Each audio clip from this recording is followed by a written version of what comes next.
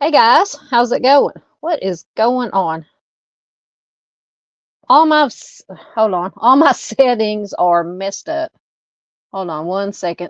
My,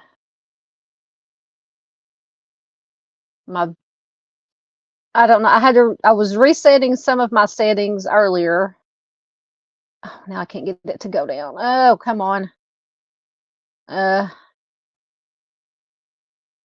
on. And I don't know what is going on. There we go. Okay. I don't know. For some reason, all my settings got wacky. Anyway, welcome everybody. I hope everybody has had as good a Monday as you can have. Things still seem weird. Anyway, we'll just roll with it as usual. I hope everybody has had a good Monday. Hope it hasn't been who was it, the Bengals that sang Manic Monday. That's usually my Mondays. It's good to see everybody here tonight. We are going to try this again. For anybody who was here last Monday, my farm signal being even more sketchy than usual, and then we were having storms. We didn't make it. I had to end the live stream because I kept kicking me out and nothing would load. So we're going to try again. Hopefully it will run more smooth this Monday, and we're going to do because we're doing Nebraska. So we're just going to start over on Nebraska, and hopefully we'll make it through it. Fingers crossed without any problems. But it's good to see everybody here. Let's see who we have here. Come on. John Paul, JP checked in earlier. He says, sending love in case I missed this. I hope he makes it back. Or if he watches replay, good to have you here. Thank you for checking in. Miss Marion Tate is here. Always good to have Miss Marion. Lance checked in. He said he would be back at 7, I guess 7 his time. Good to have Lance here if he makes it back. Chris is here. Good to have Chris here as always. Miss Paula is here. Good to see you, ma'am. I hope you're doing well. Miss Darcy is here. Hello, Darcy. Good to see you. Miss Farr is here. Hello, my friend, all the way from Australia. Good to have you here. We have a new name. We have Joyful Dolphin. I love that name, Joyful Dolphin. Says hello, everyone. Hello back to you. Welcome. Good to have you here. I'm glad you found us, however you found us. I'm glad you are here. This is a wonderful community of humans we have here. Oh, our Dave is here, and I owe Dave an apology. I don't know if he's driving and listening, but I missed Dave's live streams Saturday night, Sunday morning. My gallbladder has been acting up really bad this week, so I tried to make it. I guess I've just been eating, and I know better, because when you have a bad gallbladder, there's certain things that you have to stay away from. And we just between my mom had cataract surgery this last week, Wednesday, so between bringing her back and forth to doctor's appointments, we did a lot of eating out at restaurants and ate some stuff that I know irritates my gallbladder. But I apologize to Dave for missing his live. I will make it back. Hopefully, if nothing goes wrong, I will be there for him this coming weekend, because he does his live stream on late Saturday night, early Sunday mornings. So please check out Dave. The link, you can find the links to all our friend channels, or most of them are in the description box, and then all of them are on the homepage of this. Go to the homepage of this channel, scroll down to visit our friends below, and all the links are there. Also in the description box of the live stream, and I pinned the YouTube channel to the top of the chat. I don't know if it's still there. Timmy's Legacy Foundation that Miss Barbara Hall has set up for her son, and a lot of other people helped set up for her son Timmy D's to get justice for Timmy. The YouTube link, the Facebook group link, and the petition to sign to reopen Timmy's case, all in the description box of the live stream. So please join them, like them, sign them if you haven't already. If you have already, please keep sharing. That is the most important thing we can do. And I believe they're going to have their first live stream on the Timmy's Legacy YouTube channel the 27th, which is, let's see, what's today? I'm going to try to do this without. So that should be Wednesday, I believe. So definitely tune in for that. I definitely will be there for that. But it is good to have Dave here. Oh, Dave is watching football. Are you watching the who's playing tonight? I've got it on the TV over here. The Ravens and the Chargers are playing. The Harbaugh brothers are coaching against each other tonight. I'll probably be for the Ravens. I like the Ravens. Anyway, let's see who else we got. I don't want to miss anybody. So I guess Dave is not working tonight. Paula says she's watching The Voice. She's got The Voice on. Excellent. Everybody's multitasking.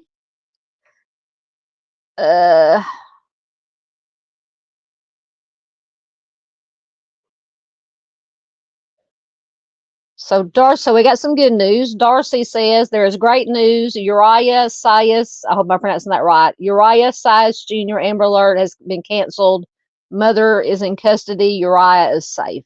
That is one that I had not heard of, but thank goodness that the baby, the child is safe, and apparently the mother is in custody. I'm assuming it's a custodial abduction or whatever they call it. But good news, good news. Always like to have good news. Mr. James Tate is here. Always good to have Mr. James here. Hello, sir. Hope you're doing well. We'll get everybody welcomed in, and then we will get started, because I'm going to try to hold this down to about no longer than 2 hours tonight, because I find I want as many people as possible to watch the this, especially this, probably the most important live stream we do all week, the Missing Person Monday. So I find about an hour and a half, 2 hours, people are more willing to watch it than when we go, 3 or 4 hours. Not that I don't like chatting with you guys, but I should be able to do a True Crime After Dark at our normal time, Friday, about 8:15 Central Time. And that can go on for as long as we want it to. We can chat, discuss things in the news. But for tonight, we're going to try to keep it a little bit more streamlined tonight. But I enjoy it. But feel free to chat. Feel free to chat. I'll keep up with it. Oh, thank you, my friend. I felt so bad that I missed it. Yeah, I'm feeling better now. The last couple of days, today and yesterday, I've been feeling a lot better. So, thank you, Miss Marion. Just praying for you and your family. Yep. Mom had her right eye done, cataract surgery done. We just got to go back. I got to take her tomorrow just for a follow-up appointment with her regular eye doctor. But everything's going. She's doing good. She's going to get her left one done, I think, sometime in December. Oh, I hope y'all hear. And I ate supper and my stomach is growling. But thank you, Miss Marion, for your thoughts and prayers. And there is, I'm assuming, Miss Barbara Hall. Hello, Miss Barbara. How are you doing? And like I said, I hope the Timmy's Legacy, the YouTube channel, is still pinned to the top of the chat. I can't tell. I'm on the StreamYard side. So hopefully on the YouTube side, it's still pinned. But if somebody with a wrench can grab the link, and you can feel free to throw it in again. As Arctic says, you can't have it in there too many times. There's Miss PJ from Lighting Their Way Home. Hello, ma'am. How are you? Always good to have Miss PJ here. Please do check out Miss PJ. Another wonderful channel. Cryptex is here. Hello, sir. Good to have you here. I've been enjoying so much everything Cryptex has been doing lately. He does lots of course, true crime stuff. And then he does, because I know there are a lot of people, or some people here, that are also into horror movies and sci-fi movies. And he's been doing a tier list ranking horror movies and science fiction movies. And I watched the one he did. I was on replay crew for the one he did on the horror movies. Spot on. I love that. And I think he did one the other day, sci-fi. So I've got to get over there and watch that. But please do check out Cryptex, another wonderful channel. A wonderful person, does a lot of good in the community for the right reasons. Mr. Steve has been on with him a lot, and a farmer is on with him a lot also. So thank you, Cryptex, for being here. Like I said, anybody with wrenches can throw in all these links. Cryptex's channel, Lighting the Way Home, Dave, Al on the Prowl. Absolutely throw them in. All right. Absolutely. Thank you, Mr. James. I will take care of myself. Didn't do a whole lot this weekend. Like I said, I was feeling so bad. I basically laid in bed and watched some football and just tried to get through the pain and everything that comes with a gallbladder flare up.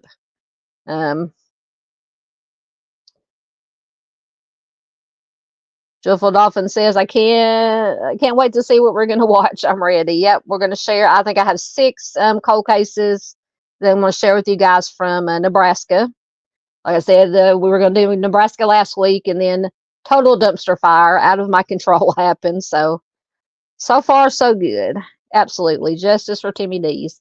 And you guys can throw in green hearts for Timmy. Absolutely. All right. I'm almost caught up. I promise we will get started. Excellent. Miss Farr says she got her notification for Timmy's Legacy Live. Yes. I've already hit the notification turned on for that, so I will be sure not to miss it. Thank you, ma'am. Miss PJ has got Dave's channel, Al on the Prowl in. Thank you so much, ma'am. You're very welcome, Miss Marion. It is my honor.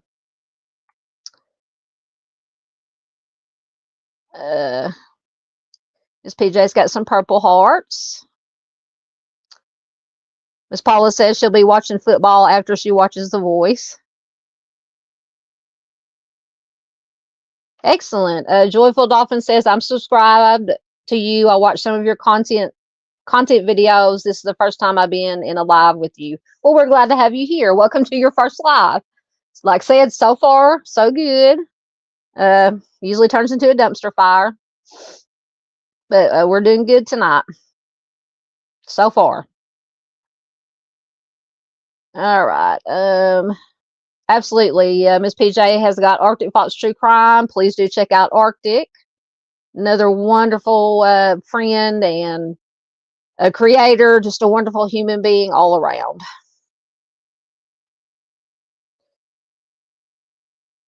Thank you, Miss PJ. Also put Timmy's Legacy link in again. Thank you so much.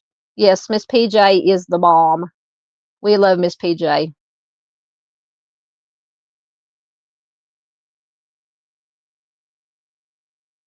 Do you mean psychic? Joyful Dog said, are you psychic too, ma'am, or not? No, I'm not psychic. Nope, nope, nope. Yes, and there is Miss PJ's channel. Absolutely. Please do check out Miss PJ, and she's got Cryptex's channel. Thank you so much. You're very welcome, sir. Yes, Dave says no crocodile heaving. No, hopefully that is passed. Oh, and sorry, my bunch of comments just jumped up. Yeah, no crocodile heaving tonight. I've had my fill of that for a while. Thank you, Miss Darcy. We got some green for Timmy. Miss Marion, absolutely. More green hearts. More green hearts. Thank you so much, guys. Yes, Arctic. Al said, Dave said Arctic Fox is awesome. Absolutely. So did Mr. James said, yes. Arctic is one of the best. Oh, where'd it go? Okay. Chris said that Miss Ange, Truth and Justice channel, is watching tonight. Hello, Miss Ange, wherever you're watching from. Glad you're watching. All right, so we are caught up, so I will mark that and we will get started. So like I said, once again, we're going to do a redo of Nebraska. I have 6 cold cases to share, so we will get started. The first one is Regina Marie Bos. And Regina went missing on November 17th, 2000 from Lincoln, Nebraska. She's a white female. She was 40 years old at the time she went missing. She will be 65 years old today. At the time she went missing, she was 5'6", 105 pounds. She was last seen wearing a short sleeve black shirt, fitted black pants, and ankle high black boots. She has auburn hair and brown eyes. She has freckles on her face. She has a tattoo of a small yellow rose on her back. Her ears are pierced multiple times. She wears wire-framed eyeglasses or contact lenses. Her nickname is Gina. Her maiden name is Rapp, R-A-P. And her previous married name was Williams. So Gina arrived at Dugan's Pub on 11th Street and K Street in Lincoln, Nebraska on the evening of October 16, 2000. She is a musician, and she often participated in open mic nights at that pub. Witnesses at the pub said that Gina was in good spirits during the evening. Her ex-husband saw her there. They spoke for a while before, I think he left at 10 p.m. Gina left the club at approximately 1 a.m. into the 17th. She told friends that she planned to pick up her boyfriend at his residence and then proceed home and then go to her home to be with her 3 children for the rest of the night. A witness has said that Gina had her guitar and her music with her when she left the pub, but it is unclear if she was carrying her purse. She never arrived at her boyfriend's home as planned. Her boyfriend did fall asleep waiting for her. He woke up around midnight. she still hadn't arrived, so he just assumed that maybe she had just gone straight home to her kids and that they would talk the next morning. But he woke up a few hours later. He paged her multiple times. Her pager was at home, and the sound of it actually going off woke up the children. So when the children woke up, that's when they realized that their mother wasn't home. They then called their father and their maternal grandparents. So Gina's boyfriend called her her children at around 6:30 a.m. And at around 6:38 a.m., he called the police, and her loved ones apparently hired a private investigator to attempt to locate Gina. Now, as far as the Charley Project information goes, it didn't say how long after she went missing that the family hired the private investigator. Her car, which was a Saturn, was discovered parked just across the street from the pub later in the day. There was no sign of Gina at the scene, but her guitar and her sheet music were inside the trunk, and the trunk, they said, was slightly open. Her purse was not found at the scene.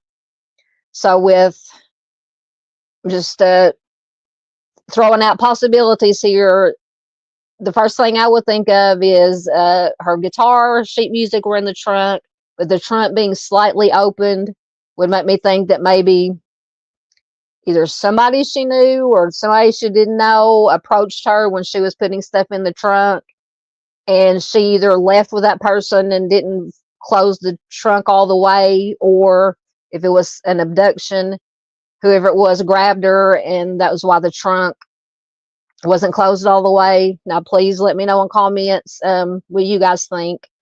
But to me, that trunk being says slightly open is a red flag. Could be a red flag. Could be a red flag, or it could be, like I said, just if somebody that she knew approached her and said, "Hey, let's go in for a drink or go somewhere." And sometimes if you don't push down on the trunk hard enough, it won't click and close all the way. But to me, that trunk is something. So Gina's loved ones said it was extremely uncharacteristic of her to leave without warning. Her sister describes her as a multi-talented woman. She said that she had just gotten a job as a manager at a FedEx Kinko store in Lincoln, Nebraska, and she had been divorced twice, but it says that they were both amicable divorces, no contention or anything of that nature. Authorities have stated that Gina's disappearance is suspicious and it does remain unsolved. So that's the basic information. So if you have any information regarding Gina's case, you can contact the Lincoln Police Department at 402-441-7706. And I think I found articles, because I try to find supplemental articles with a little bit more information or updates, interviews with the family, interviews with law enforcement, to kind of give us a little bit more information, because sometimes Charley Project doesn't have a whole lot of information, or some of it might not be 100% correct all the time. But it's good. I just like to use it just to get the basic idea of what happened. So let me find her article. And this article is from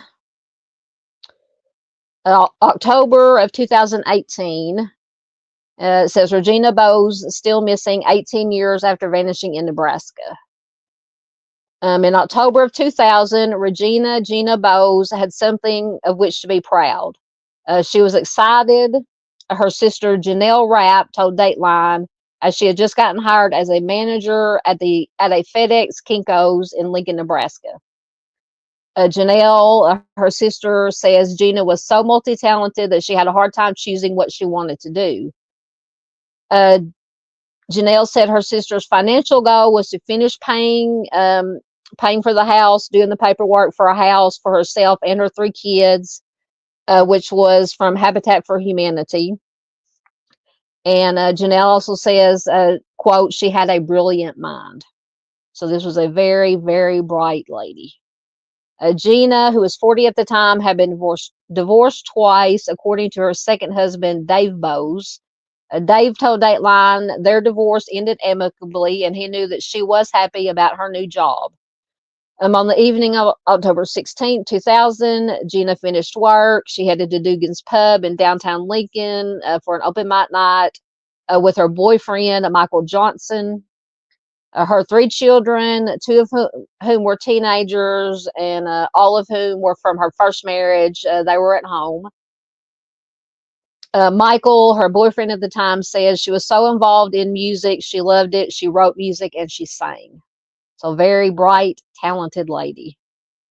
That night, though, Michael said he changed his mind and he decided not to go to the bar. He asked Gina to drop him off at his place and told her that he would wait up for her to get done at the pub for the open mic night. Michael asked Gina if she would pick him up on her way to her house, so they could spend the night together at her house. Michael says she took me over to my house and drove over to the bar, which is probably only 10 blocks from my house, from his house.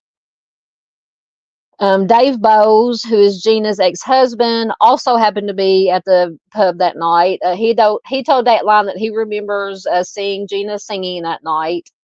He says that she was in a real good mood. She loved to sing in front of people.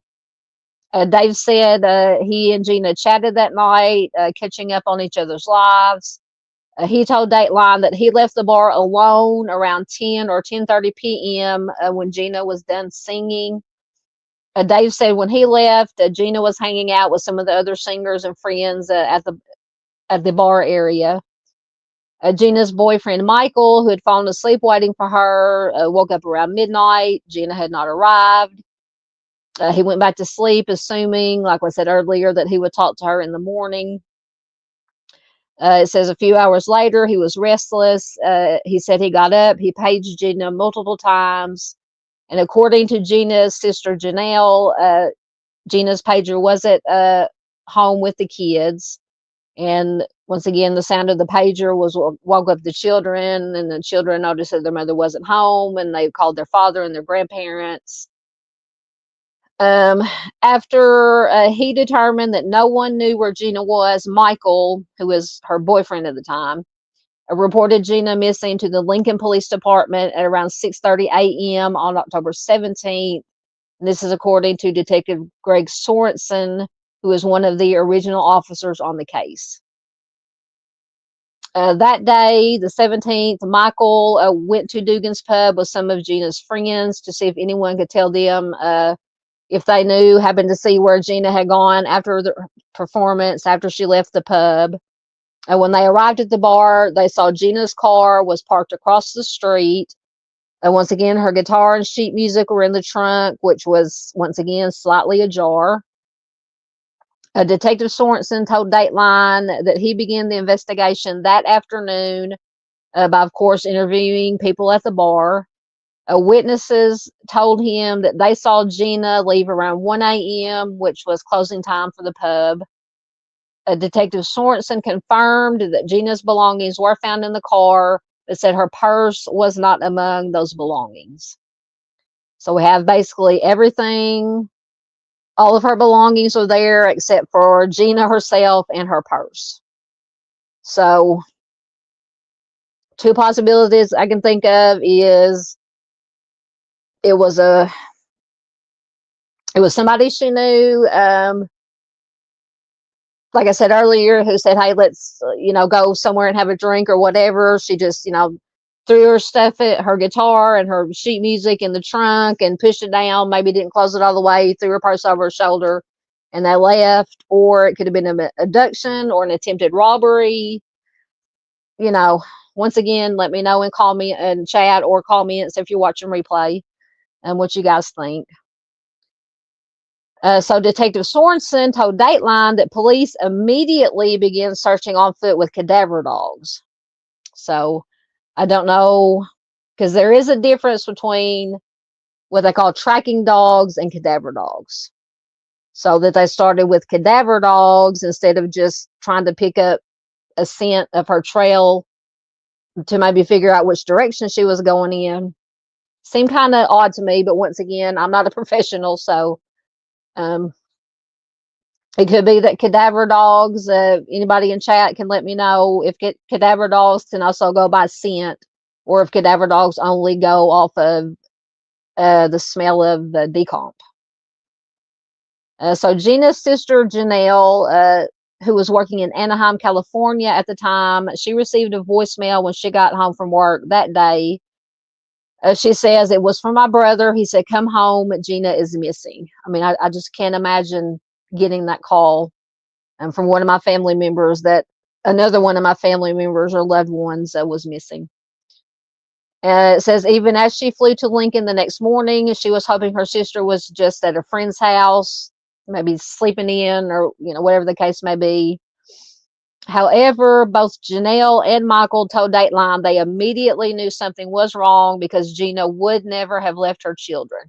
We hear that in most all of these cases where children are involved. The family says there's absolutely no way that they would ever leave their children.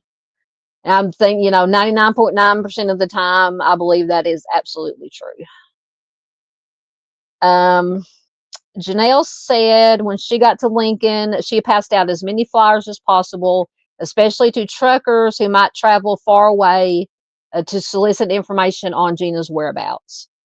Gina's ex-husband, Dave, said that when he found out Gina was missing, he was very concerned, obviously, even though they were divorced, but they said it was amicable. Dave said the longer she was gone, the more concerned I was.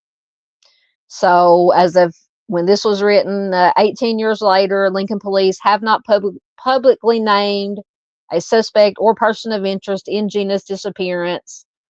Detective Sorensen told Dateline there are leads coming in, quote, all the time, and that they have interviewed everyone involved in Gina's life.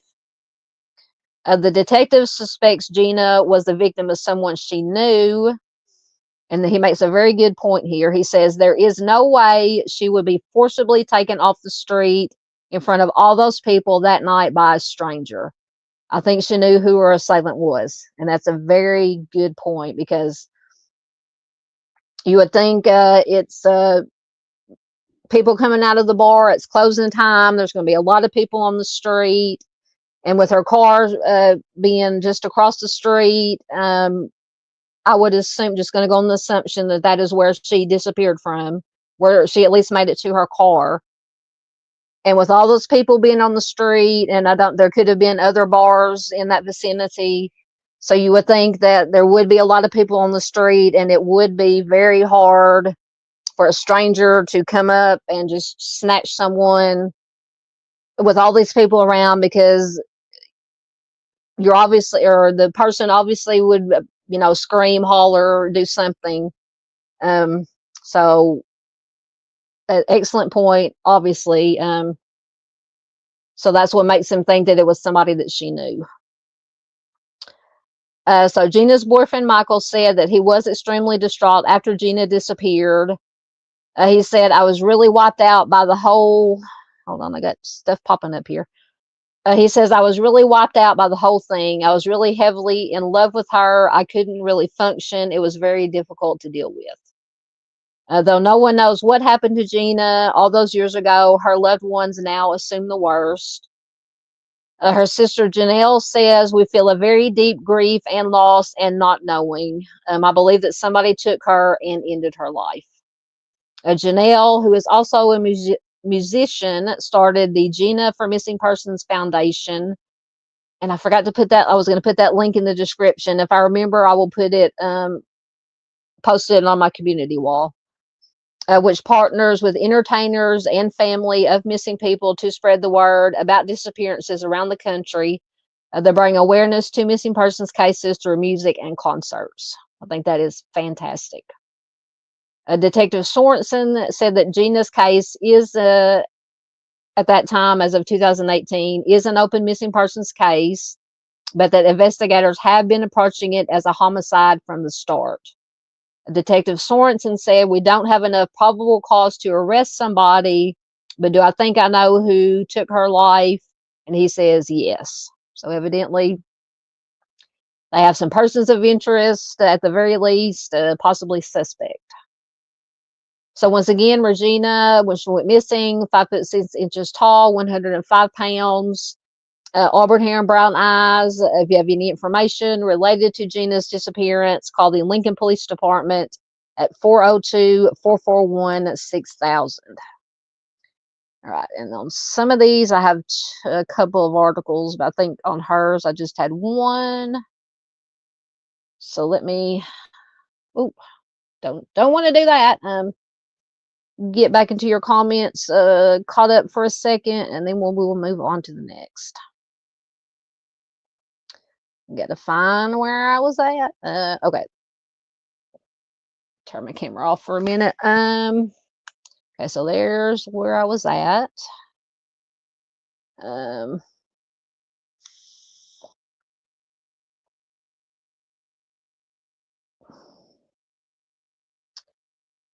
You're very welcome, Miss Barbara. Absolutely. Joyful Dolphin said, does she have a husband? Apparently she had 2 ex-husbands, but it said they were both amicable divorces now. And that one of the ex-husbands was at the bar that night, but he left after he left. He said he left after she finished singing, after the open mic night. Yep, Miss Marianne's got her red flags.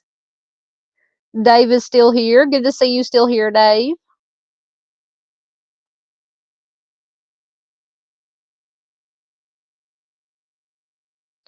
Miss Marianne says, how do you get a blue wrench? I'll make you a moderator. Remind me and I'll do that. I would try to do it now, but I'd probably throw us into cattywampus, and I will give you a wrench, Miss Marianne. Absolutely. Yes, Joyful Dolphin says someone you knew. I absolutely think that too, because when I read that, when the detective said that there was absolutely no way that somebody, a stranger, could have come up and abducted her without somebody seeing something or hearing something, because, you know, there's going to be people there. Everybody was coming out. The pub was closing down. Everybody was coming out. So you would think there would be a good number of people on the street. Absolutely. Someone she knew. So then that goes back to the only thing missing was her purse. The trunk was ajar. So maybe somebody, whoever it was, somebody she knew, approached her at the trunk.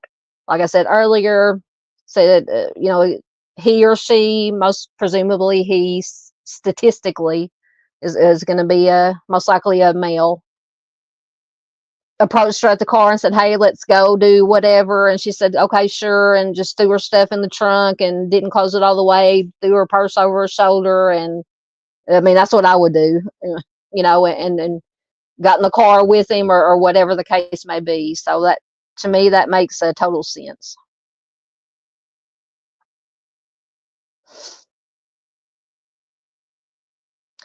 That is a good question. Joyful Dolphin says, who has her car?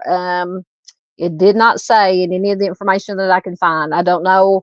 I'm assuming that police, what's the word I'm looking for? Police searched it, or processed it. That's the word I was looking for. Processed it for any kind of evidence, or maybe fingerprint, you know. So this was in 2000. So definitely fingerprints, maybe, you know, DNA. But now whether they kept it in police custody, or if they released it to a family member, I don't know. But that is an excellent question.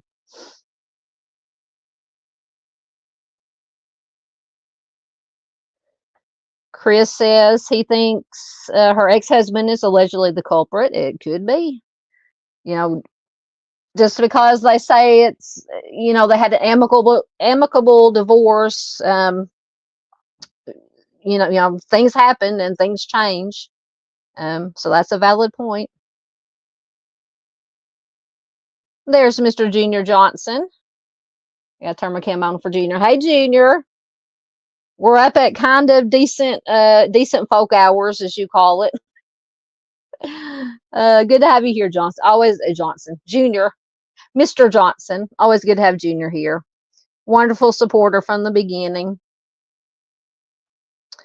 That is an excellent. Mr. James says, my opinion sounds like it has to be one of the men in her lives. That would be my opinion. That is a valid opinion. Dolphin says husband. That's also a good point. Chris says, is it possible that she had a creep following her? Entirely possible. It could be, reminds me of Dave has been doing, talking about the Jody Husentroop case from, Iowa, from back in 95 or so.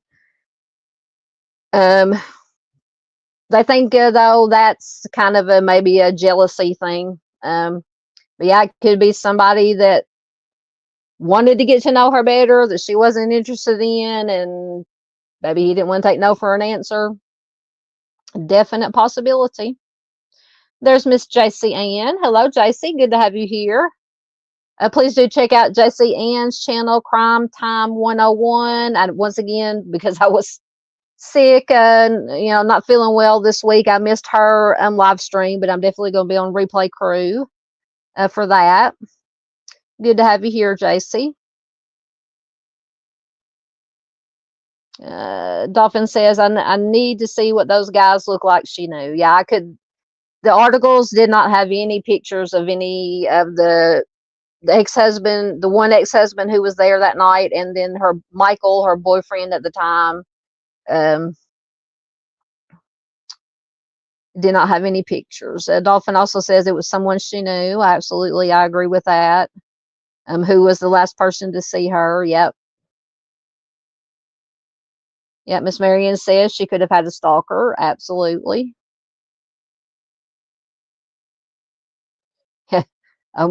Junior.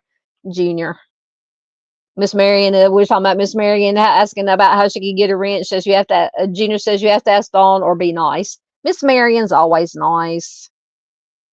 If I remember when we get done, if I remember, I will go over if I can and give Miss Marion a wrench. James agrees with Dolphin. Says I think she knew the person too. Joyful Dolphin says no stalker in her opinion. Miss Barb has got her red flags. It's possible. Miss Paula says, is it possible that she was romantically involved with one of the people she knew? Yeah, it's possible. Well, she had a boyfriend at the time. Now, that doesn't mean that just because you have a boyfriend, how can I say this delicately? Just because you have a boyfriend or a significant other doesn't mean that you can't have something on the side too. It's possible. And Chris agrees with all the red flags. There's Miss Lisa Joe. Oh, she says take two. Were you having problems, Miss Lisa Joe? Good to have you here, Miss Lisa Joe. Always, always.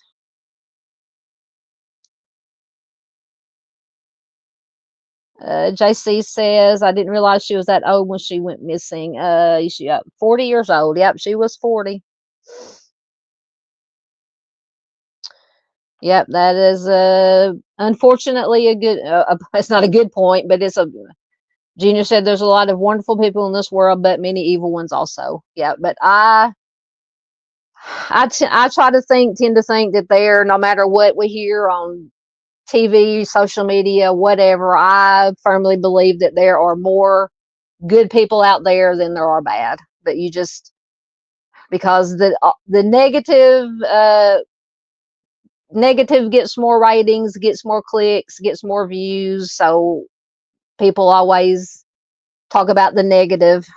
But I think in my heart that there are truly more good people out there than bad. But there are bad ones, unfortunately, out there. You're Miss Welcome. I can't use my words tonight. You're so welcome, Miss Marion. No, we're not having almost a dumpster fire. Not tonight. Last Monday was a dumpster fire. Oh, Lance made it back. Hey, Lance. Lance made it back. Skits Music and Crime, good to see you here. Haven't seen you in a while. Good to have you here. That is also a good question. Mr. James says, who had anything to gain, if anyone she knew? I mean, it didn't give anything about her, financials. It had just said, now I would think, you always hear the term starving musician. She was a musician. She had just got a new job at a FedEx Kinko's as, I don't know if it was in a supervisor position or what. She had just was in the middle of buying or attaining a house from Habitat for Humanity. So I would think financially, probably there wouldn't be a lot to gain, but now otherwise, I don't know. All right, I'm gonna get caught up. Yes, you're correct. Lance says this is Janelle Rapp's sister. Yes, it is. Absolutely. You must have heard of this case. Oh, there's Arctic. Hey, friend, how are you doing? Good to see you. Always good to have my buddy here. Right, I promise I'm getting caught up, and we're going to get on to the... Junior says I haven't got any notification for Dave's channel. Well, Dave usually goes on just live one time a week. Once again, however you look at it, late Saturday, early Sunday. And a lot of times he either doesn't pre-schedule his lives or he does it just like not too long before. So you just have to have your notifications on. I usually get a notification that Dave is live, and then I'll run and grab my computer and get everything set up. So, but yeah, he posts a lot on his community. He shares a lot on his community wall, and he posts a lot on his community wall. And like I said, usually one true crime live stream a week, and then sometimes he'll do weather. He likes to do weather too. He might do if there's anything going on with the weather, he'll do weather. There's Miss Miranda Lee. Sorry I'm late. You're fine, honey. You are fine. Sorry you're still not feeling well. Thank you, ma'am. I'm getting better. I'm getting there. I'm getting there. All right, we're gonna get caught up. I'm gonna have to. Yeah, Miranda says everyone will have a wrench at this rate. Yeah, I'm gonna be like Dave. Everyone's gonna have a wrench. All right. Oh, you're good. Oh, I didn't know Duchess was live. Arctic says, sorry I'm late, got stuck over on panel with Duchess. That's fine. You didn't have to leave on my count. You're fine. It's good to have you here, though. I always love to have you here. There's JP. Says, hey, guys, hope you're well. We are doing well. All right. Just make sure there's no more. Yep, Junior says, watching true crime, we see a lot of evil. Absolutely. Yeah, JP says he's one of those starving musicians. Yeah, I saw that Kristen, I'm gonna have to be replay crew. Miranda says Kristen behind the crime door is covering Idaho 4. Yep, I'm gonna have to watch that. You're talking about me. Asked if I covered Ryan Larson. I don't know if I have. I don't, honestly, I don't. I did this like a week and a half ago. I don't remember who I featured for tonight. You may not have been talking about me. Yep. Lance says it always breaks his heart to watch true crime. Yep. Yep. Miss Lisa Joe says, while stranger abductions are rare, they do happen, just like saying it's always the husband until it isn't. Exactly. Excellent. Junior says he helped to build a Habitat for Humanity house. Bless you, sir. Darcy has a good question. Says, who was the owner of the pub at the time? A lot of females have issues at pubs with owners. Good point. It didn't, all the articles I found it didn't say who the owner was. It just gave the name. It was Dugan's Pub. But that is a good point.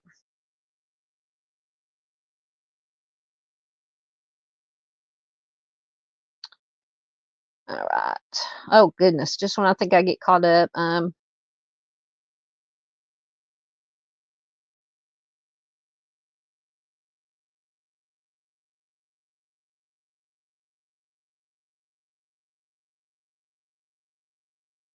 Oh, Arctic is already, so he says it's just Monday and my mouth is already watering for turkey and pumpkin pie. I know. Yeah, that's another thing that me and mom did over the weekend or this week while we were out with her doctor with her cataract surgery. We had to go buy all the food and fixings for Thanksgiving. All right, I am caught up, so I'm going to mark it there.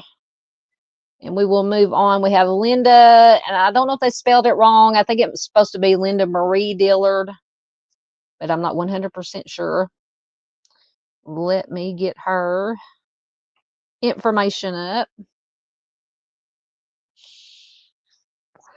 So Linda went missing on June 16th, 2021. So hers is not too old,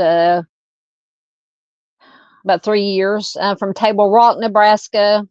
She's a white female. She was 55 years old at the time she went missing. She was 5 foot tall, 125 pounds. She was last seen wearing a black shirt, black DKNY boxer shorts, brown Birkenstock sandals. It says just a lot of jewelry, including a turquoise necklace on a silver chain. Initial reports were that she was wearing a white tank top, denim shorts, and brown lace-up sandal boots. However, police did recover those items. Apparently, she had left those behind. It says she suffered from hip dysplasia, and she may have difficulty walking long distances as a result, and she may use a cane to walk. She has brown hair and blue eyes. She had previously broken her middle finger. Her ears are pierced. She may dye her hair another color or wear hair extensions or a wig, including possibly a purple and a white wig. She has the following tattoos. The words Heaven's Door under her chin. That might be the one in that smaller picture. If you can see it on the slide, I think that's the only picture of the tattoos they included on Charley Project. She has 2 large wings with a caricature of a person on her chest, 2 Derringer pistols on her abdomen, wings with the initials DCD on her lower back, the date December 18th, 2008, or December 15th, 2008 on the back of her neck, the name Laquita on her arm, and a flower on her wrist. So it's always good to, when we have missing persons, any distinguishing scars, tattoos, anything like that is always good information to have to help jog somebody's memory that, oh, I saw a lady with all these, with these tattoos, or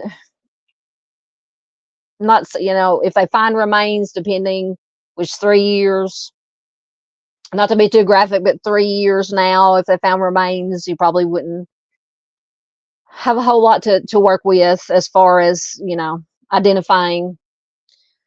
But I still like to include any things of that nature anyway. All right, so Linda lived actually in Fairbury, Nebraska at the time of her disappearance. She had gone to Table Rock, Nebraska with friends, and that is where she disappeared from. Now, she did speak to family members on the phone on June 15th, 2021. She says she had been assaulted, as in SA, assaulted by male residents of the place where she was staying. According to her friends, they drank that night. They did some substances at the rural farm where they were staying. And then one of the articles, I don't know if it's the article I'm going to read from, it said it was kind of like a commune type place. People just kind of came and went, and And so at about 3:30 a.m. on June 16th, Linda report. Make sure I got the names. Not getting the names mixed up. Yeah, Linda. Linda reportedly had a fight with a man named James Money, who lived at this Table Rock property where she was staying at. He later said that she had accused him of SA, and that after that she left and she has never been seen or heard from again. So the 4 friends that she was with at the time of her disappearance have given conflicting statements about what occurred. So red flags already there. James Money, who was the one she alleged SA'd her, said at first he said that she left on foot. Then later he claimed that someone picked her up and drove away with her. And one of her friends was actually caught using her Cash App account after she disappeared. And another friend or acquaintance allegedly told someone that whoever this person was, had helped hide a dead body. So I'm going to go on the assumption that she meant maybe she helped hide Linda's body. I don't know. It's kind of confusing the way they worded it. So Linda does have ties to the Hiawatha, Kansas area. She did not have a car or driver's license at the time of her disappearance. She did maintain regular contact with her family. Authorities stated that she is missing under obviously suspicious circumstances and that she may have been a crime victim, and her case is unsolved. So if you have any information regarding Linda's case, you can call the Pawnee County Sheriff's Office at 402-852-2969. And let me get her, find the right article, her additional information. And I hope it doesn't throw me behind a paywall. So this article is from original article is from March of 2022. It was updated May of 2023. So it says, amid search for missing Fairbury woman, Table Rock man maintains innocence. So this is about, I believe, Mr. Money. So the daughter of a missing Fairbury woman who disappeared near Table Rock last June issued a tearful plea as volunteers and law enforcement officers from more than 10 agencies began a large-scale search for Linda Dillard near the Pawnee County town Thursday morning. We definitely miss her, and we hope to find her or any evidence leading to her.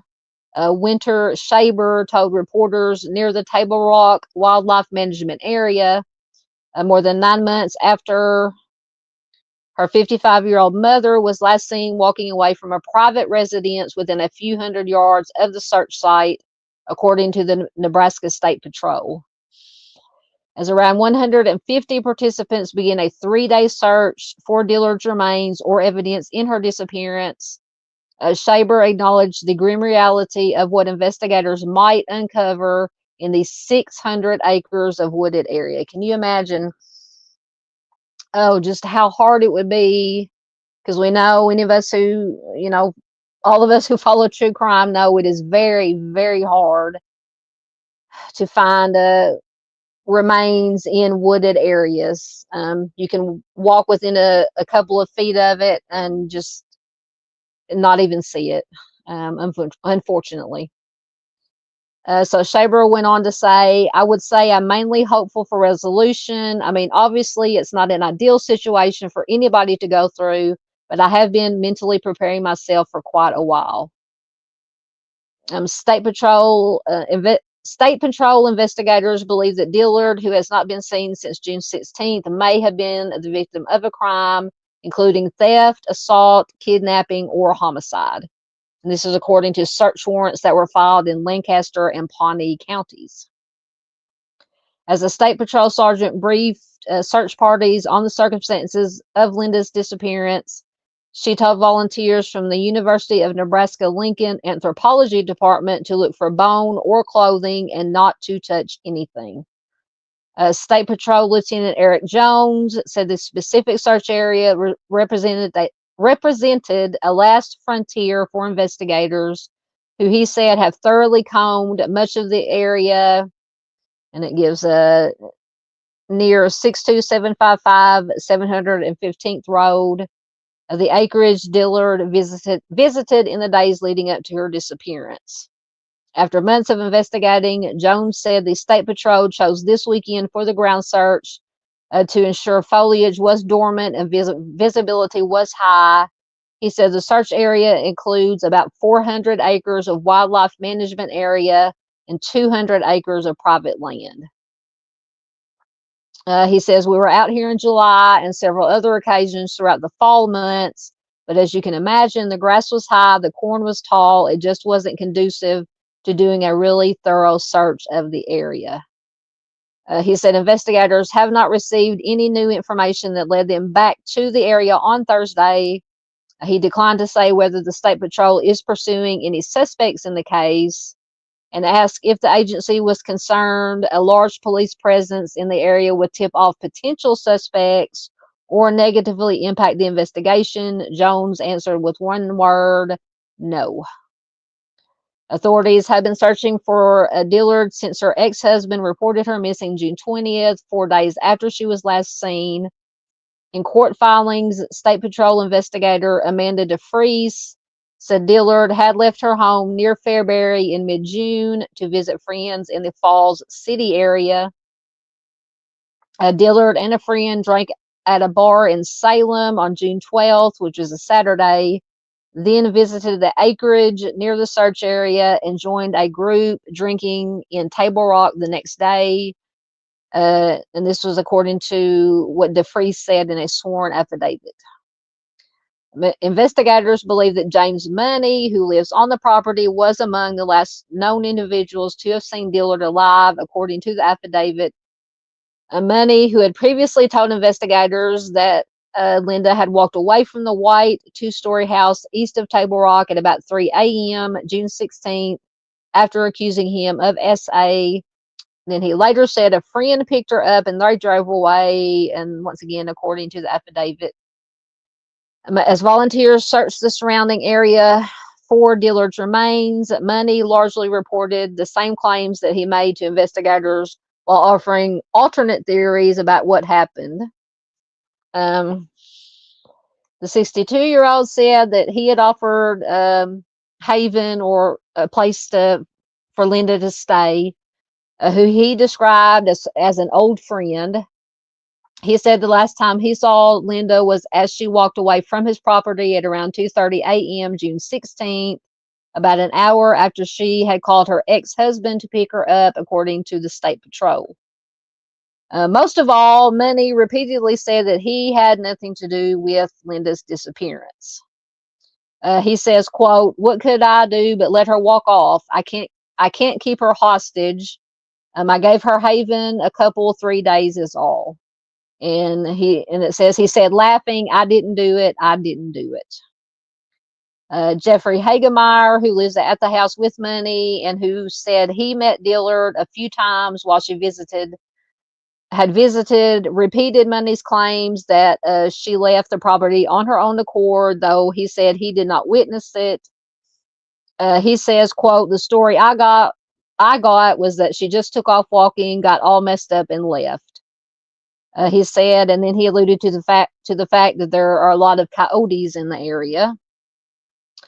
He went on to say, "I won't even walk around out here at night. It's entirely possible if that lady took off walking, disoriented, didn't know where she was, got attacked by them things, you wouldn't find her. You wouldn't find nothing."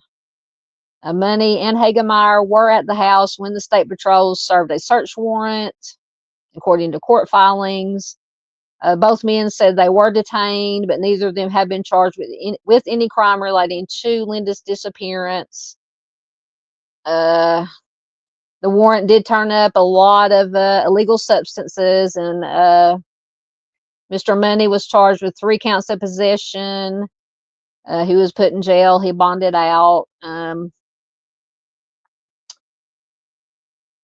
So we'll skip over that. As he thought back to last June, Money said he wished he could alter the events of the night that Linda disappeared.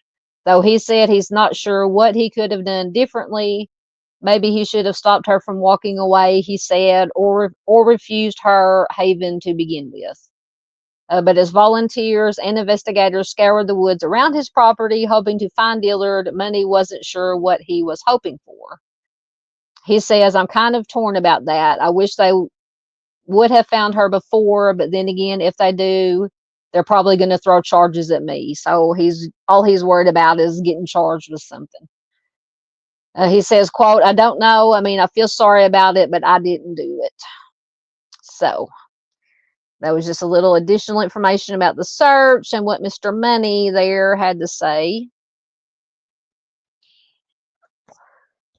So get back into you guys' comments. Oh, let me make sure I didn't have I think that's the only article I had on her.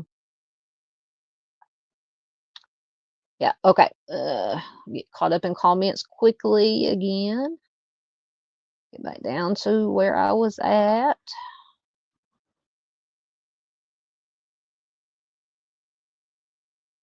Okay, there I am. All right.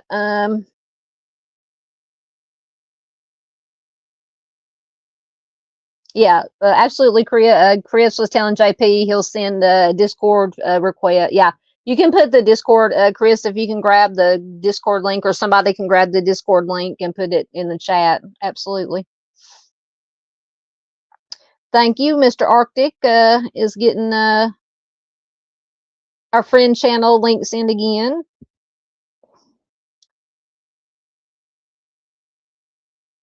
But you be careful, Dave. Dave said he's heading to work listening in the car. Be careful out there, Dave. Go take care of your owls, but be careful.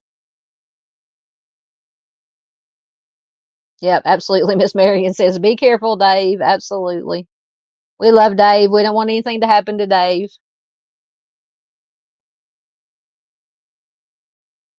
Yeah, Miranda says, it's so confusing to me how many missing people there are. I know, it's just heart-wrenching, heartbreaking, just how many they are. I mean, I've said it a million times. We could, not just me, all of the creators, Arctic and me and Duchess and everybody else, Miss PJ, Miss Ange, could be on here 24/7 sharing missing, just doing nothing but sharing missing persons, and unfortunately probably not even be able to make a dent in it.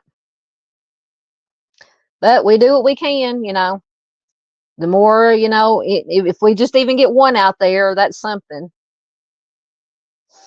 Yep, Miss Marion's got her red flag. Yeah, I definitely have some. I want to know more about this Mr. James Money, the one that she alleged essayed her, because his story kept changing. He had 2 or 3 different versions of his story. Yep, and Chris has got red flags too. Absolutely. Dolphin says, does she know a homeless person? So going back to, I said it didn't mention in this article, but I did read a couple of articles that just had basic information. This article I used had more information. But this place that they were at, this Table Rock, they described it as maybe kind of a homeless community, commune kind of place where people just kind of came and went. So I'm just assuming that maybe some homeless people did come and go. So that is a possibility. Yes, I agree. Chris says, I'm thinking that James Money is an obvious suspect. Absolutely. And JP says, bizarre.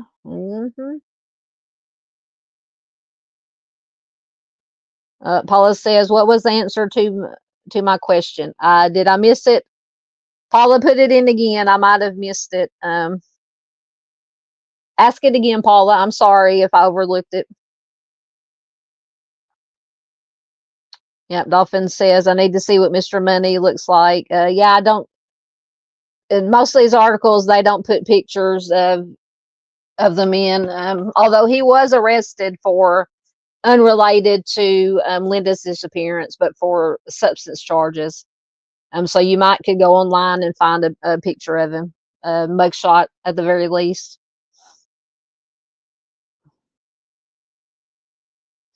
That's true. Miss Marianne says some criminals do look normal. Absolutely. Can't judge a book by its cover. JP says criminals have no dress code. Yeah, JP says, can we just go back to fall all the time? I'd be happy. I would be happy too, my friend. I love fall. More red flags. Junior says over 600,000 people go missing every year in the U.S. It's just unreal. Yep. Mr. James says, if you waited 4 days to report her missing, sounds funny to me. I agree. Dolphin says, I wonder if she knows of Mary. I don't know.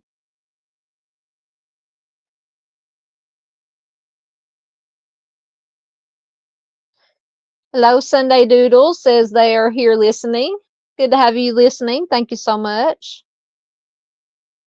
Dolphin says, I feel it's a woman or homeless person that she knew. That's possible.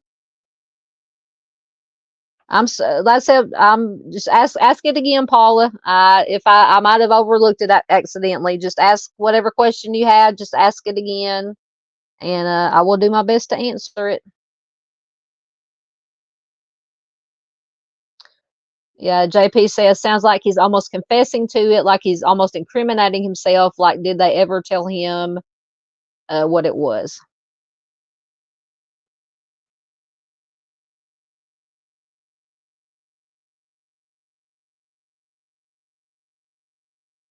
Just trying to. Oh, I thought I did answer that, but I'll answer it again if I can get it to come up. Paula says, is it possible that woman in the first case, Regina, was romantically involved with one of the people she left with? It's possible. I think that's why I said it's possible. I mean, we don't know.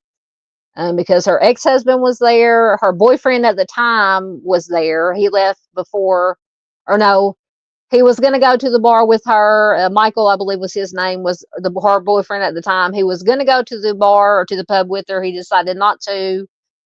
So she dropped him off at his house, and she was supposed to pick him up on her way. When she got done singing, she was supposed to pick Michael up, and they were going to go to her house and stay there with her 3 children. But it's possible that, like I said,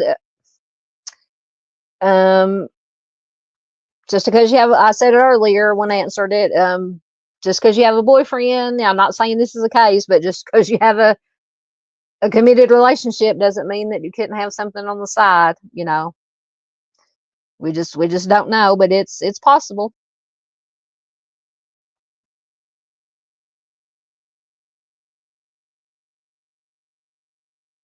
Okay, JP says it meaning charges. You're very welcome, Miss Paula. All right, I'm caught up, so I'm going to mark that so I won't lose it. Oh, hold on. I keep pushing the wrong buttons. Watch out, guys. There we go. Okay. All right, so we did Linda. So now we're on Chance Leslie Englebert. Let me get his information. Found the right one because I think I have 2 articles on him. One's very short. So Chance Leslie Englebert went missing on July 6, 2019 from Terrytown, Nebraska. He's a white male. He was 25 years old when he went missing. This one is very bizarre. He would be 30 years old now. When he went missing, he was 5'11", 195 pounds. He was last seen wearing a short sleeve button-down Wrangler shirt, blue Wrangler jeans, a belt with an NRCA buckle. I'm assuming that's some kind of rodeo buckle. Roper boots and a black and white trucker cap. He has brown hair and blue eyes, and he does have a scar on his hip. So Chance was last seen in Gering, Nebraska on July 6, 2019. He actually lived in Moorcroft, Wyoming with his wife and his baby son, But that day, they spent the day golfing in Gehring with relatives. And I think it was her relatives, but I'm not sure. According to his wife, they went to her grandparents' house to pick some things up. But in the driveway at around 7:30 p.m., Chance just got out of the car and just walked away, and he never returned. So his wife last spoke to him at 7:46 p.m. He told her he was walking south, but he had also spoken to friends and said that he was walking north toward Torrington, Wyoming. At 9:08 p.m., his phone sent a text message that they said made no sense. They said it was just a series of numbers and emojis, just a jumble of things. It says Chance did not normally use emojis, and his mother thinks that the text was sent by someone else. So his cell phone last pinged off a tower on County Road 19, which was near the Riverview Golf Course, which is just west of Scotts Bluff, Nebraska. And shortly after that, the phone was turned off after that last contact. So a thunderstorm went through the area at around 9 p.m. And Chance's wife thought that he had probably gone into a nearby building of some sort to take shelter from the storm, from the weather. Her grandfather did go out looking for him, couldn't find him. He was seen on surveillance video walking alone at the intersection of Terry Boulevard and Stable Club Road in the Terrytown subdivision at 10 p.m. that night. After that, he has never been seen or heard from again. They say it is uncharacteristic of him to leave without warning. His wife does not believe he would have abandoned her and their brand new baby. An extensive search turned up no indication of his whereabouts. His case does remain unsolved. So if you have any information on Chance's case, you can call the Gehring Police Department at 308-436-5089. And I do have, so one was just a short article. It said something about a new lead. Let me see when this article was from. This article was from, or was updated July of this year, 2024. It says there has been an update in the case of missing Wyoming man Chance Englebert. The former rodeo star went missing in Gehring, Nebraska 5 years ago, has not been seen since, leaving behind his wife and young son. A new lead, get rid of these ads, places Englebert 2 mile. Oh my goodness. Okay. A new lead places Englebert 2 miles from where he was last seen on surveillance footage on the evening of July 6, 2019. 2 tips have come through with a convenience store clerk who interacted with a man fitting Chance's description.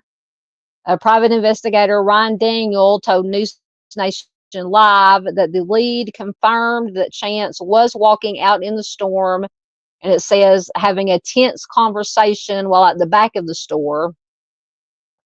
Now it's unclear with this article if he was having a person-to-person intense conversation or an intense conversation on the phone. It says the man alleged to be Chance did come in and purchase a drink and some tobacco.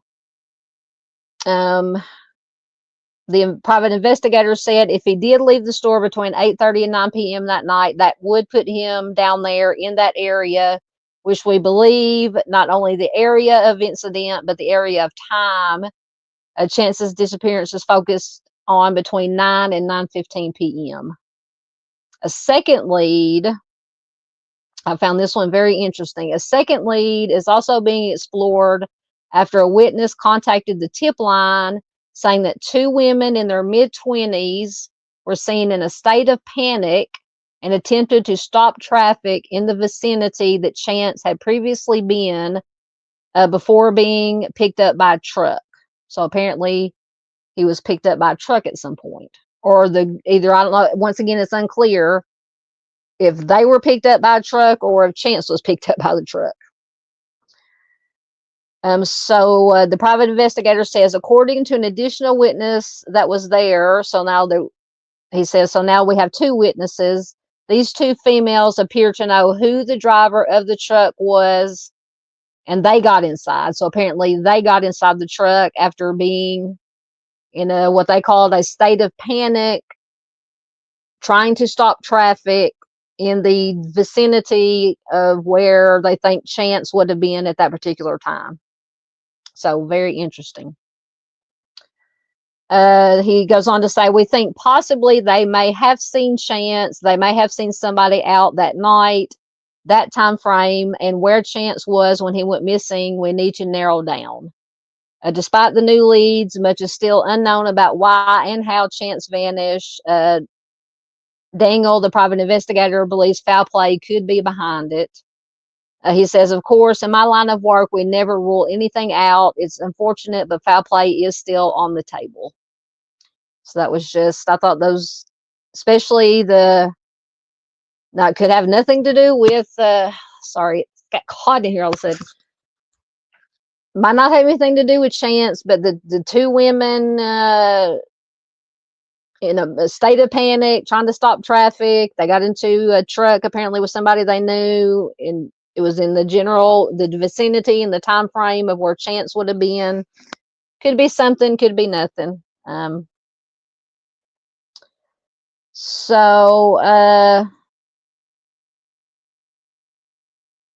lost my, okay, that was the end of it. Okay, I think I had one more short article. Oh, we've already been on here, hour 20. Let me see. If I can get it to come up. Stop my camera for a minute. So this is from News Nation, and it is from March of 2023. A Wyoming family searches for son missing for 3 years. A Wyoming family is still searching for their missing son, last seen in July of 2019, and hoping additional reward money will encourage anyone who knows what happened to him to come forward. Chance Englebert, 25, grew up in Wyoming, a cowboy at heart. In 2019, he had a wife and a newborn son, and he was preparing to start a new job. Then, during a weekend trip with his family, he simply vanished. Oh, these ads keep popping up. When Englebert made a left turn down a side street in Gering, Nebraska, nobody had any idea that it was the last time they would see him. His grandmother, Linda Klunder, recently added $200,000 to a reward to help find him, bringing the total reward up to $220,000. My husband said, Linda, you can buy anything you want. What do you want? And I said, what I want, I can't buy. I want to find Chance. That is so heartbreaking. But so far, the reward money, unfortunately, has not resulted in any big breaks. Klunder says it's brought a lot of calls, but not anything that has panned out. Englebert was a former rodeo star turned family man. In 2019, he was spending the 4th of July weekend in his wife Bailey's hometown along with their newborn son. According to Gering police, Englebert spent July 6th golfing with his in-laws until he got angry at comments about his new job. So I was confused earlier, or when I first read the basic information about why he would just get out of the vehicle and walk away, but apparently it had something to do with this comments or something said by his in-laws, something about his job. According to Bailey, his wife, her husband called and said that he wanted to leave and return to their house in Wyoming. When she picked him up and drove to her grandparents' house instead, he got out of the car and started walking. So apparently, instead of going home, going back to Wyoming like he wanted to go, they went back to her grandparents' house, and he didn't want to go back there. So apparently that is why he got out of the car and started walking and disappeared. So while walking, Chance called his best friend and best man, Matt Miller. Miller said he got in a fight with his in-laws, and he was wanting to come back to Wyoming to his house here in Moorcroft and needed a ride immediately. I was 4 hours away. It was just no way I could do that. Miller told News Nation that Chance did not appear to be intoxicated.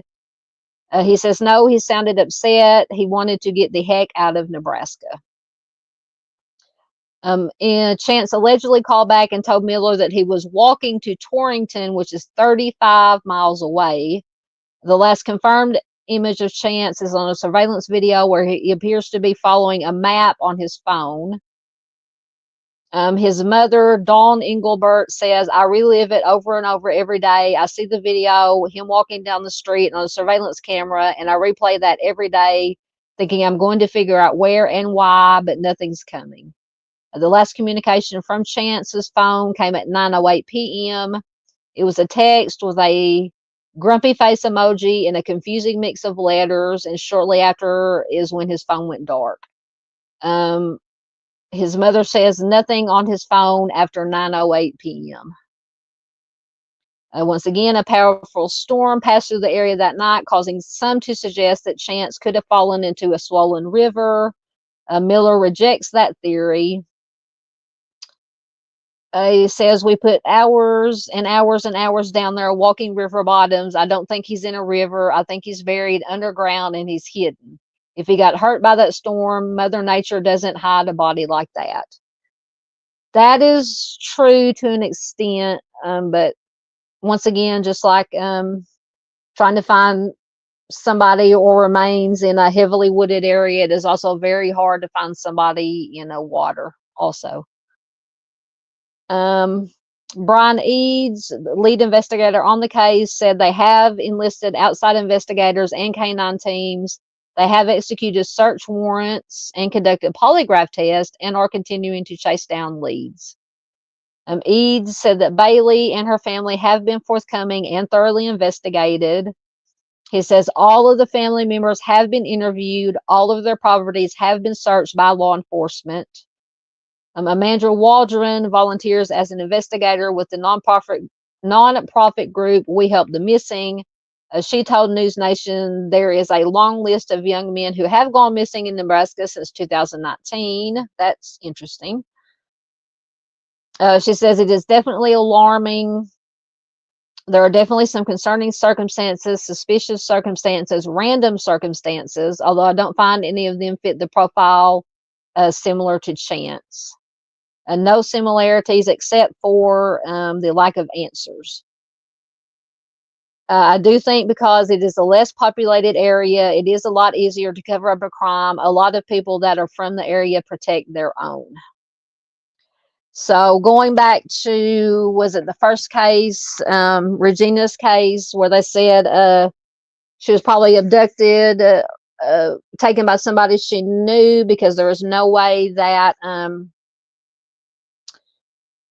people, you know, it was crowded streets. There's no way, basically little to no way that a stranger could have abducted her without somebody seeing something. Now, in my opinion, in this case, if he was walking down, Chance was walking down. Now, once again, it didn't say how busy the street was that he was walking down. It could be in that this was not a busy street. There were not a lot of people, and it is possible that somebody could have come up and grabbed him and threw him in a vehicle. Just a possibility. All right. I lost my place. Engelbert's Chance's family is hoping the additional reward money will help break that silence. Clunder, his mother, I believe, says there will never be closure. We lost our chance. There will never be closure on this. It would be helpful to have him in a place of dignity that he deserves to be put to rest properly. Absolutely. In 2021, a human bone was found near where Chance disappeared, but authorities have concluded it was not his. The case is considered active, and Eads said the police continue to get tips and follow every lead. Once again, anyone with information on Chance can contact the Gering Police Department at 308-436-5089. All right, so I gotta get these wires out of my way. You can't read through them. All right, so that is what we had on Chance. Very, very bizarre. So what do you guys think? I'm sure you guys have some theories, some ideas. You get the next article up and get caught up in your comments. Oh, I need a drink. Get back down to where I was.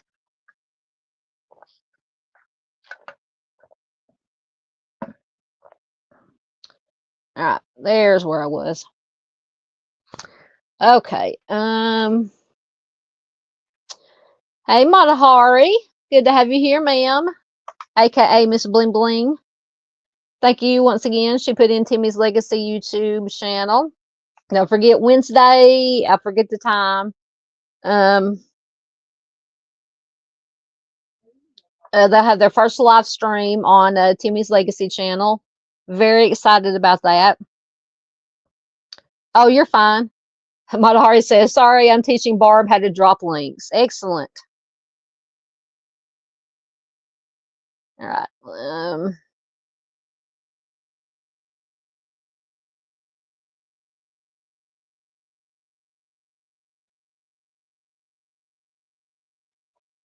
Miss Marion says, was there any cameras?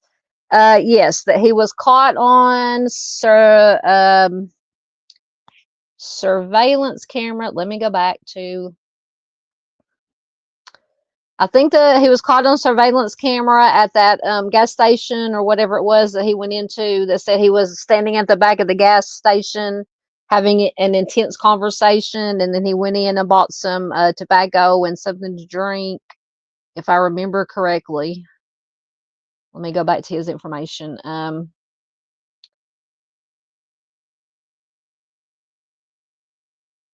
If I can find it. Okay, so he was seen on surveillance video walking alone at the intersection of Terry Boulevard and Stable Club Road in the Terrytown subdivision, and that was around 10 p.m. And apparently that was the last time he was caught on surveillance, according to Charley Project information.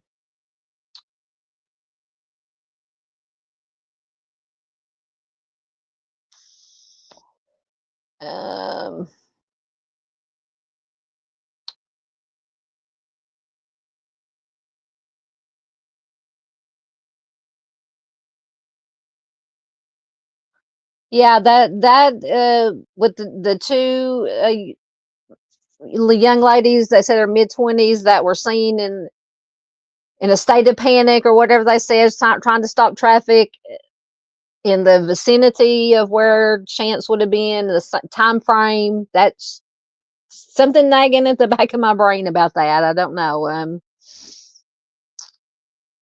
It just yeah. I want to know more about these two ladies that were.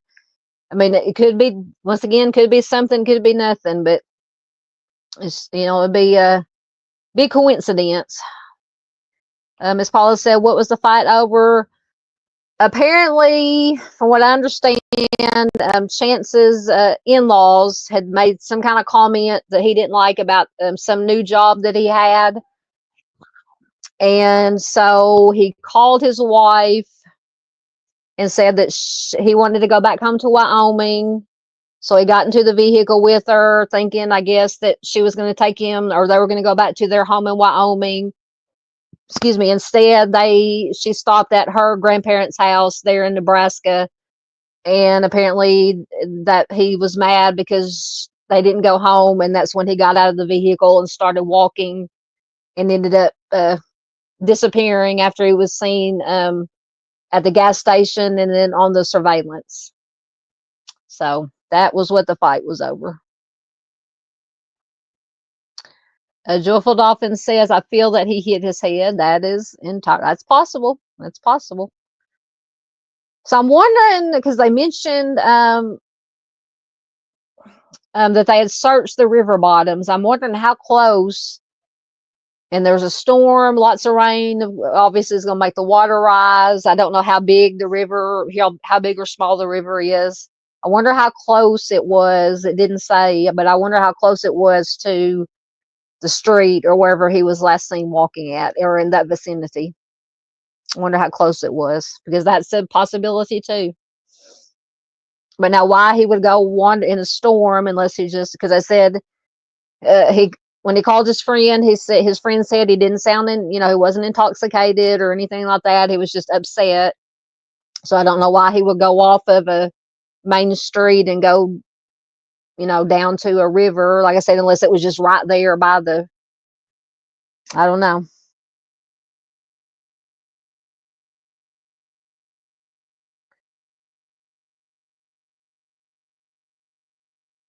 JP says, and snow, because there's a lot of snow in Nebraska too. Would there be a lot of snow in Nebraska in July? I don't know. I've never been to Nebraska. I don't know how late snowfall would be, how late in the year.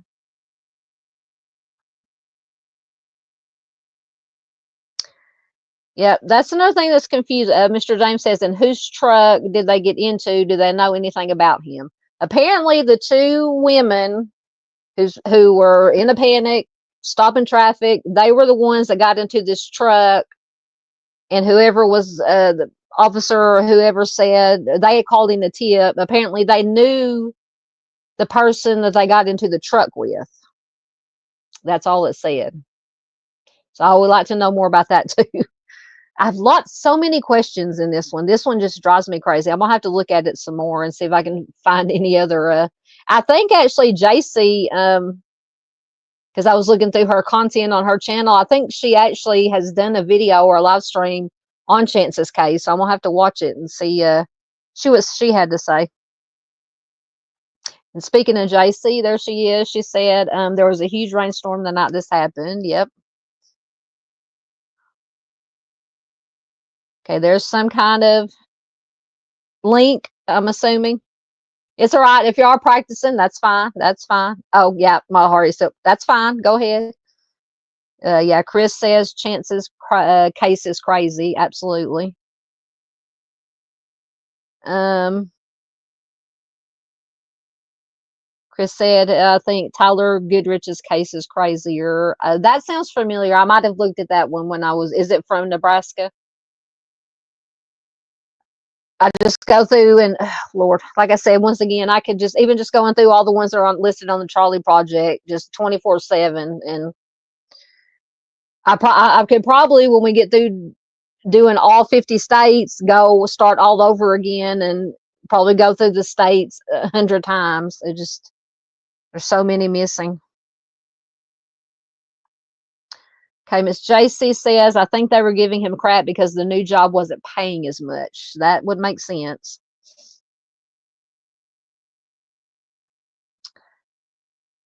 Dolphin says, right when you popped his picture up, my head started hurting bad.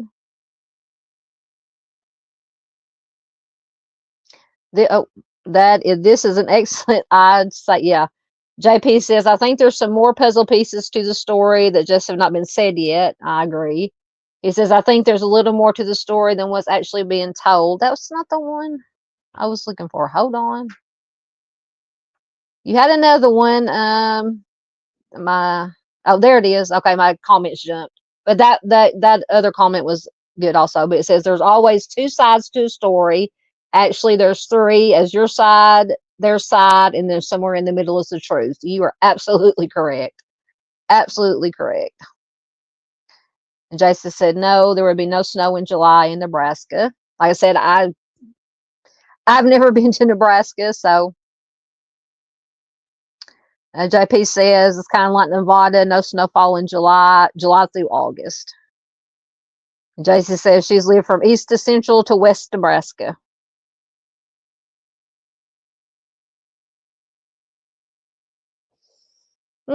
Chris says his feeling is that her relatives are obvious suspects and the only ones in his book.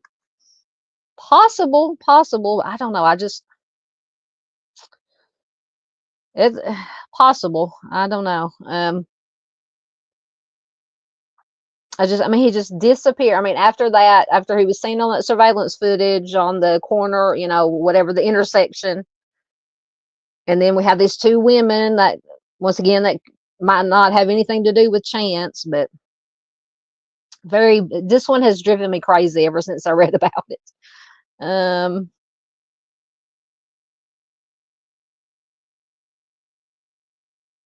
Get caught up. Oh,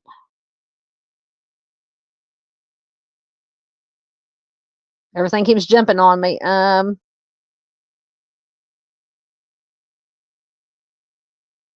Oh, Miss Barbara did something. Oh, Miss Barbara says, I did it. Thank you, Southern Gal. You're welcome. Yeah, feel free to practice and chat in my chat. I don't mind. I don't mind. Oh, there's Miss Doris. Hey, Miss Doris. Good to have you here. She's on the East Coast. Always good to have Miss Doris here. Absolutely. We will do anything for any of you. Miss Barbara, Miss Marion, Mr. James, everybody. All right, I am caught up, so let me mark that, and we'll get to the next one, which is Carrie Elizabeth Gerard. Let me get her info up. I said this wasn't going to go over 2 hours, but we still got a couple more to go here. I think on these next two, on Carrie's case, I couldn't find any additional information.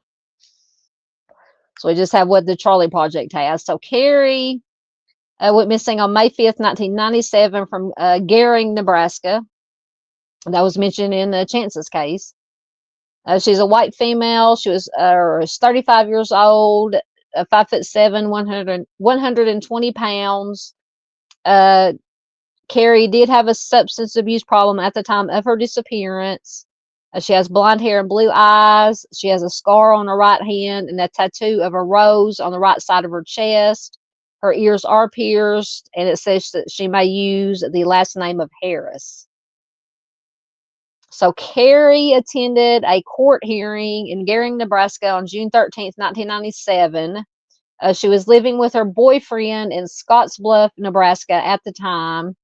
She was supposed to appear with her attorney for a proceeding on July 11th, but she never showed up. After that, she has never been heard from again. She was not reported missing until June 30th, 1998, which was 1 year after her disappearance. Many agencies report her date of disappearance as May 5th, which was the day that she bonded out of jail. Prior to her disappearance, she had been convicted of misdemeanor attempted forgery for stealing and cashing a check from a Gehring man for $500. On May 1st, a month and a half before she went missing, she attended her sentencing hearing, and she found out that she was ineligible for probation and that she would have to serve a custodial sentence. Her family attended the hearing as well, and they said that Carrie expected the sentence and that she was not upset about it. Her public offender filed notice of intent to appeal, arguing that the sentence was excessive, and Carrie was out on bond pending the outcome of this appeal when she disappeared. The appeal was denied, but by then she was already missing. Now, she was in a DV relationship at the time of her disappearance. Her family had seen her with black eyes and bruises and referred to her then boyfriend as a monster. They helped Carrie report the DV to the police, but unfortunately, like we see in so many cases, she would always withdraw the charges and go back.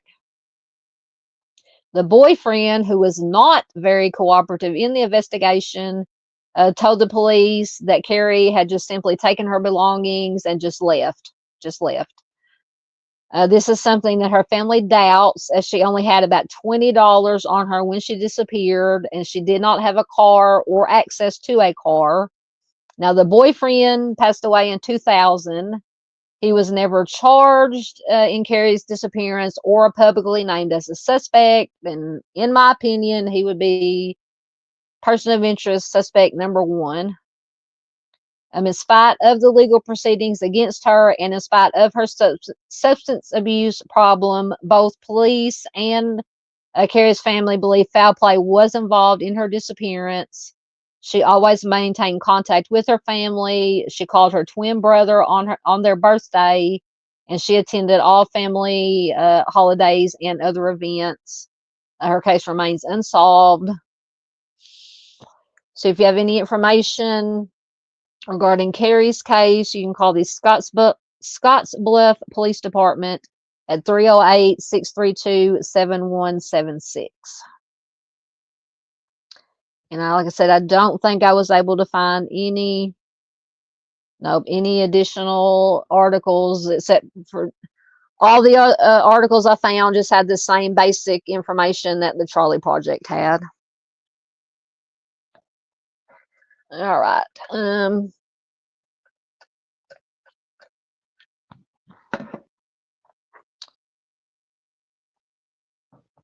Back to your comments.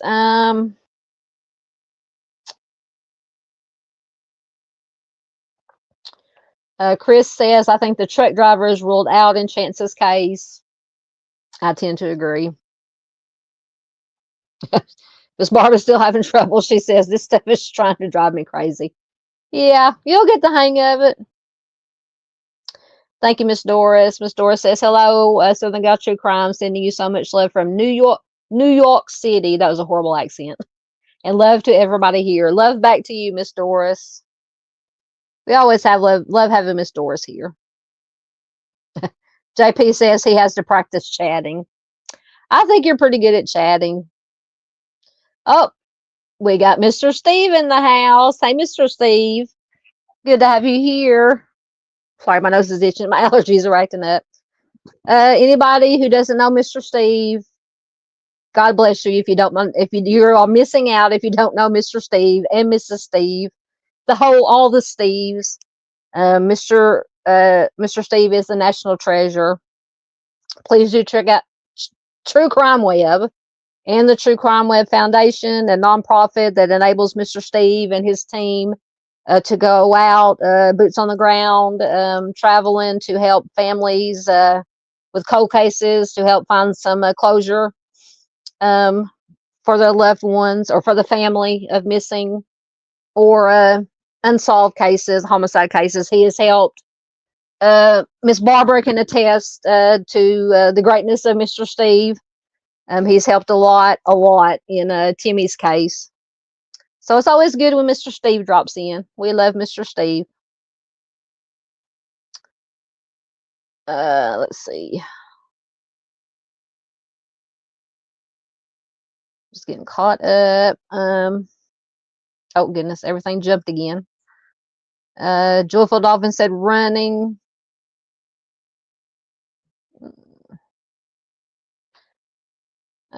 Chris says on Carrie's case, I got red flags. Yeah, to me, now he might not have had anything to do with it, but the husband, being that there's a DV situation, he would definitely be top of my list of suspects, persons of interest. Yep, Miss Marion's got her red flags.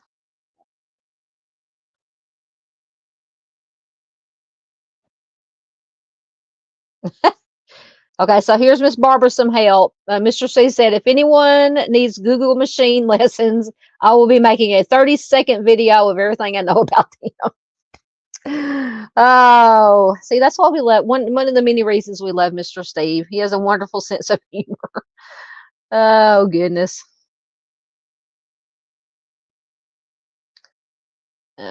Dolphin says runner.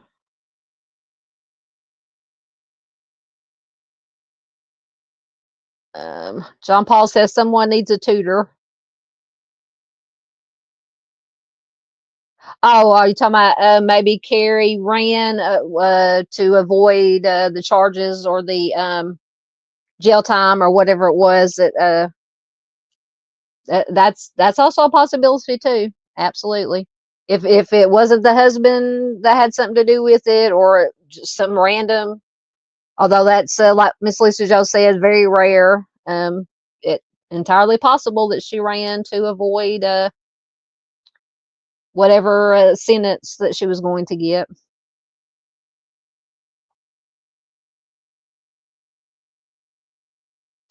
Yeah, Miss Paula says red flaggy, absolutely.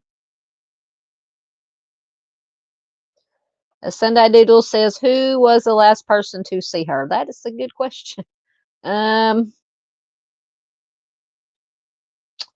So she attended the court hearing on June 13th, 97.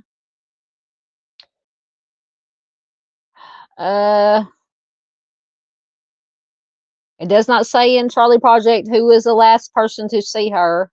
Just said that she was supposed to attend the court hearing on June 13th. She was either her attorney, or it says she was living with her boyfriend in Scottsbluff, Nebraska at the time. So it could have been a boyfriend. And I'm assuming it's the boyfriend that she was in the DV situation with. But as far as Charley Project information, it did not say who was the last person to see her. It just gives the last time she was seen. And then she was not reported missing until a year later, a little bit over a year later, or a little bit under a year later, because she was supposed to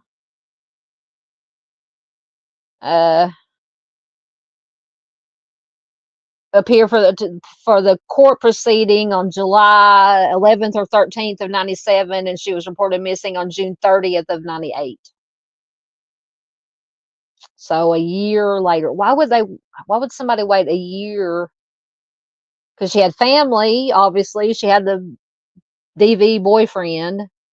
But why wouldn't her family not report her missing? Once again, it could have been that they tried and police said she's an adult. She can do what she wants. If she wants to disappear willingly, then there's nothing we can do about it. That could be the situation. I don't know, but it could be.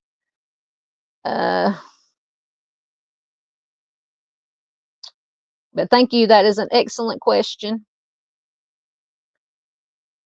Oh, who reported her missing? Another good question. It does not say. It just says she was not reported missing until June 30th, a year after her disappearance.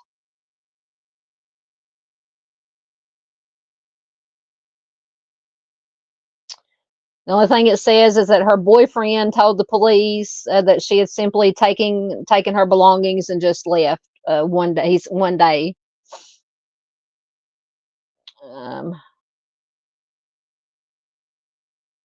I'm just going to go on the assumption. Once again, it's just an assumption that maybe a member of her family as who reported her missing, but it doesn't say exactly who. Because if her boyfriend said that she just took her belongings and left one day, I doubt that he would be the one to report her missing.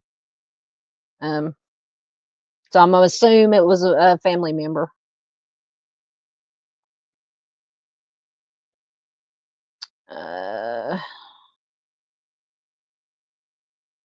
Miss Marion says for the family was involved, sadly. Yep, Carrie's case, there is an ex-boyfriend. Is that the same one they said was that she was in the DV relationship with, or was it a different one? Yeah, absolutely, I agree. Sunday Doodle said that is just weird not reporting her for a year. I know. That's because, like I said, she had family there, obviously, because her family was worried about her, and she was reported missing a year later. But why wait that long? Why wait that long? Yeah, if you're talking about what the boyfriend said about she just packed her stuff and left, Miss Paula says I don't believe him for a second. I have questions. I'm not gonna say I don't believe him, but I say I would question it, because that's once again the standard answer or explanation when somebody goes missing. And yes, I know it does happen, but every single case we have that like this, especially if there's a DV situation involved, usually the male, the aggressor, whoever, the female disappears, and the boyfriend says, oh, she just got out of the car and left and walked away, or she left the house and I never seen her again. Yes, I know that does happen once again, but come on. Oh, there's just every time it's the same excuse, the same story.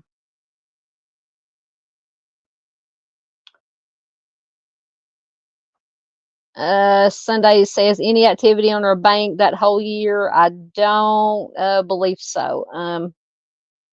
Like I said, we just had basic, limited information on this one. Probably not, because it says that when she disappeared, her family said that she had maybe $20 with her, and that's all she had. Because when her boyfriend said that she just took her belongings and left, it says this is something her family doubts, as she only had about $20 on her when she disappeared.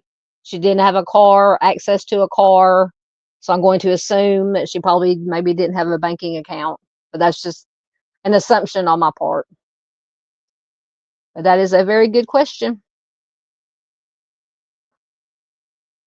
Absolutely. Miranda says Mr. Steve is the best. Yes, he is. Miranda says she doesn't believe the boyfriend either. Dolphin says, although I do feel like somebody knows where she is. Oh, I would, I want to have a conversation with the boyfriend, most definitely. Yep. Unfortunately, that's true. JP says most of the time that is the case with the police with missing people, or they haven't been gone long enough. Yeah, especially with adults, they'll say, even if you have the family saying this is out of character, there's no way that he or she would leave. Absolutely no way. The police, and I understand to a point. The police say they're an adult, they have the right, if they want to leave and not tell anybody where they're going, they have that right, and there's nothing we can do. Unfortunately, that's the way it is a lot of times.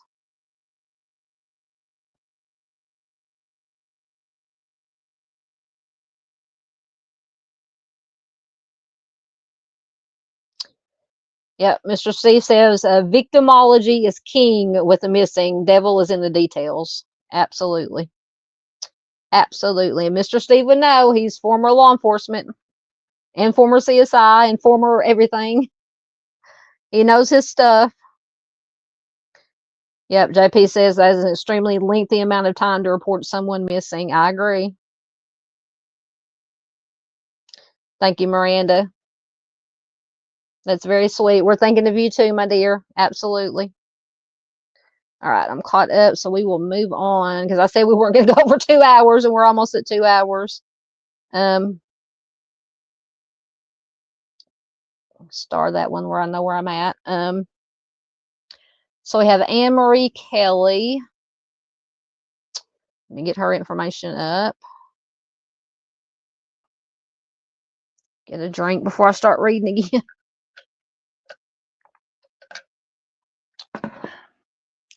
All right, I'll stop my cam for a minute while I'm reading.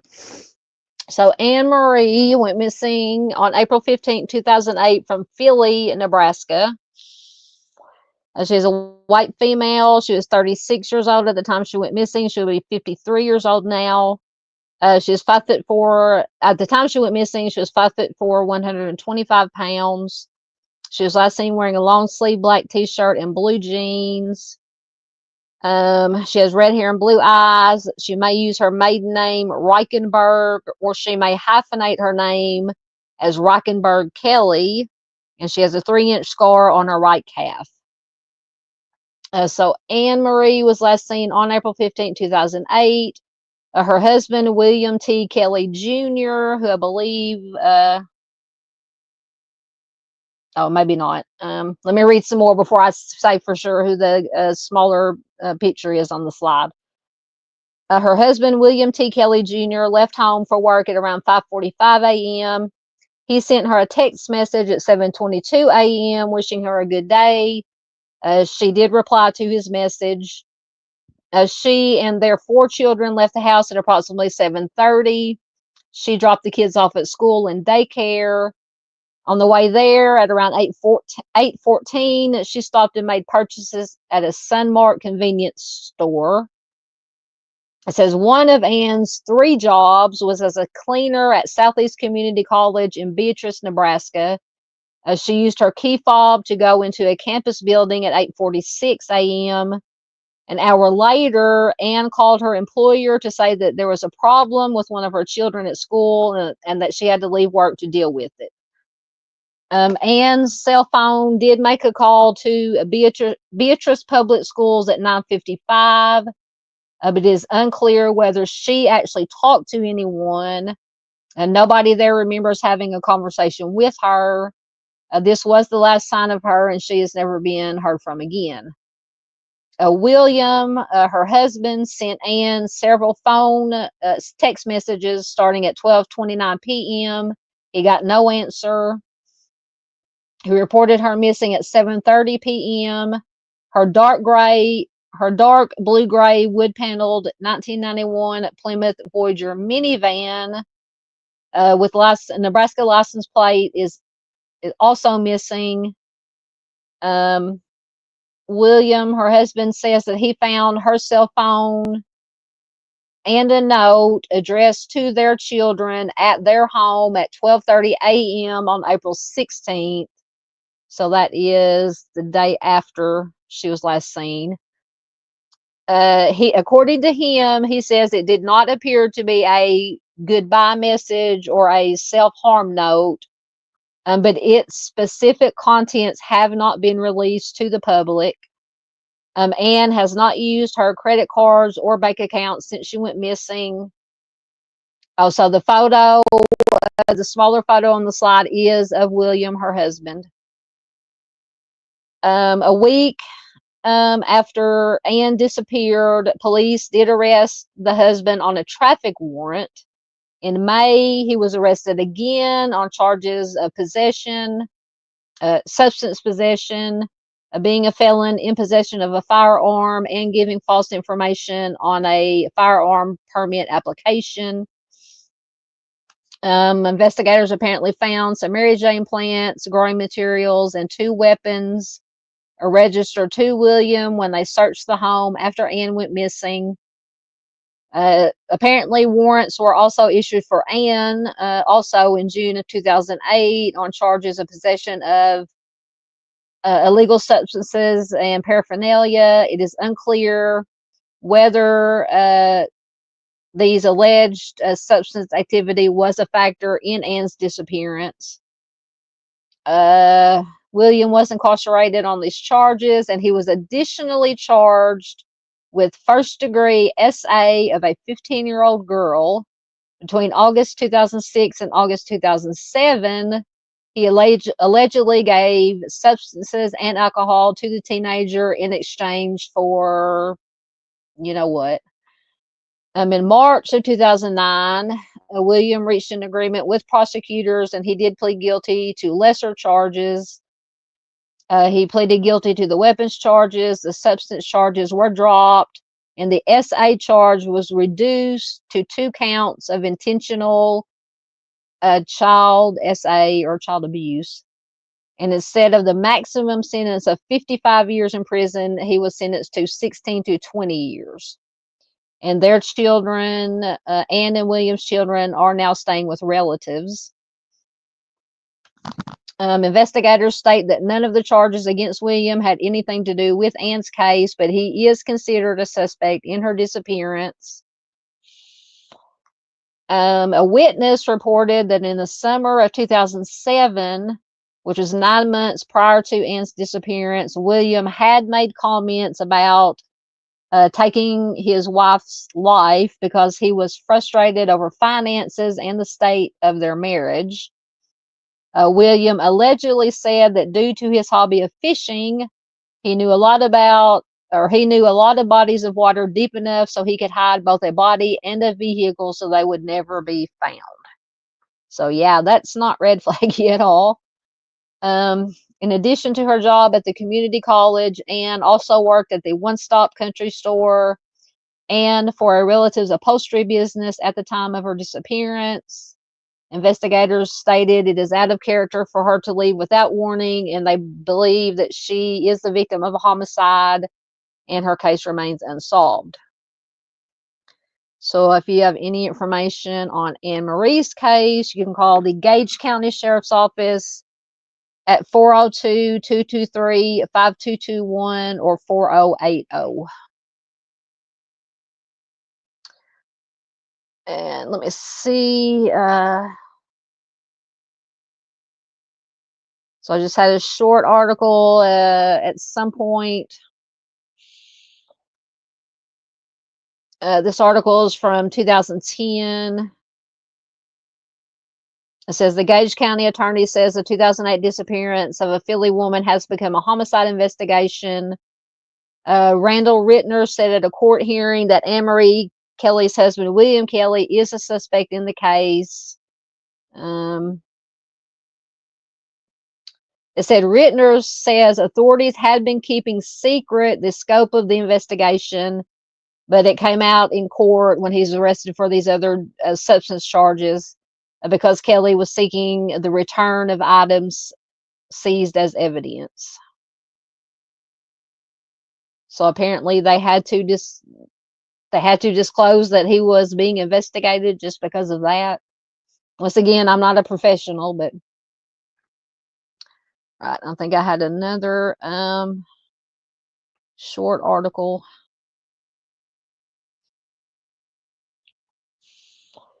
This article is from April of 2013. It's a mystery with little clues, and the Gage County Sheriff is not giving up the search for Marie Kelley. She seemingly vanished from the Beatrice area.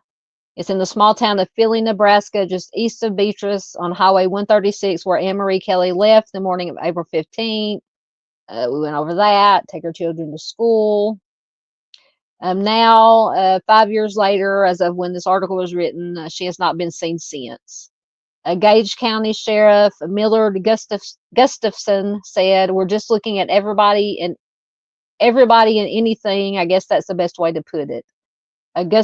Gustafson says, "With no good leads or new information, the case is not only challenging but frustrating."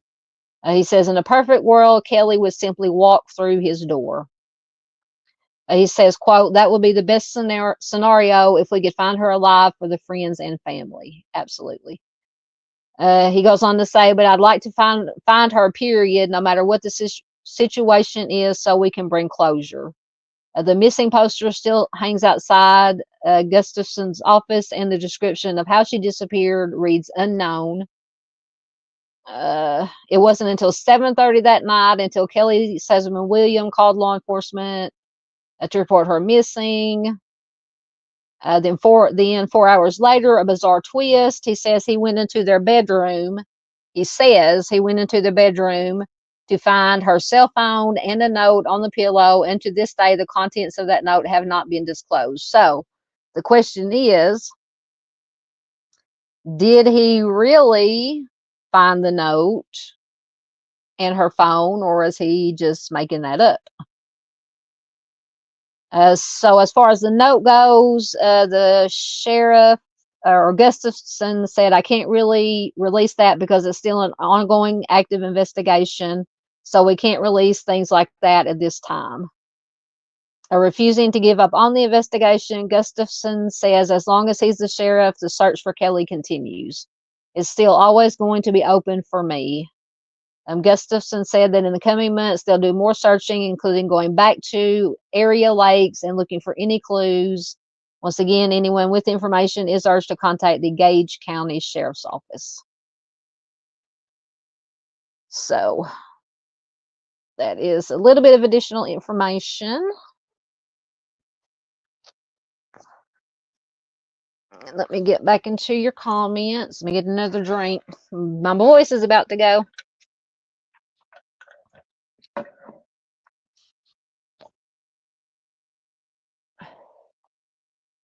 Okay, let me get back down to where I marked that, if I can find it.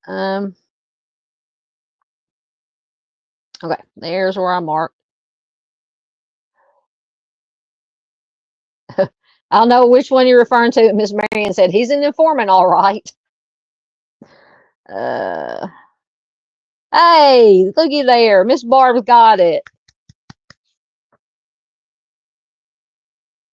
I told you could do it, Miss Barbara. No, we're not good for another 2 hours.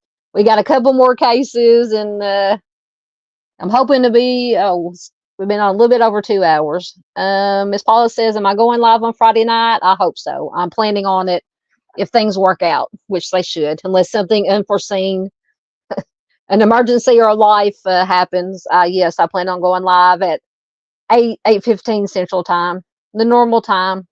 Not one of those. Last Friday I pulled a Dave and did a late night. I started about 11:15 or 11:30 p.m. Central Time.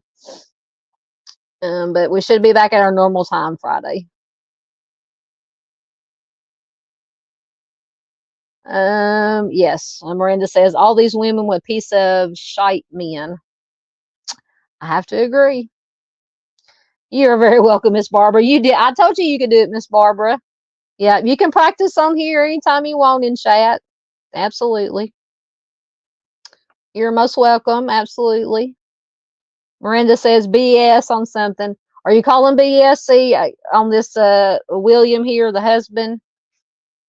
Like I said, did he really find the note in her phone, or is he just saying that?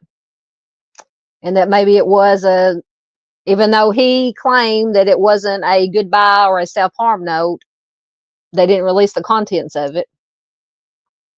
But apparently somebody wrote, but that would mean, okay, so that would mean somebody wrote a note because the police will not release the contents of it. So that means a note was written. Did they compare handwriting to see if it was in her handwriting? I just now thought about that. That adds a twist. Now I'm rethinking. Because somebody had to have written the note because the police have it because they won't release the contents of what it said. So that means there is a note. I would assume they would compare the handwriting, or I would hope they would compare the handwriting to her handwriting.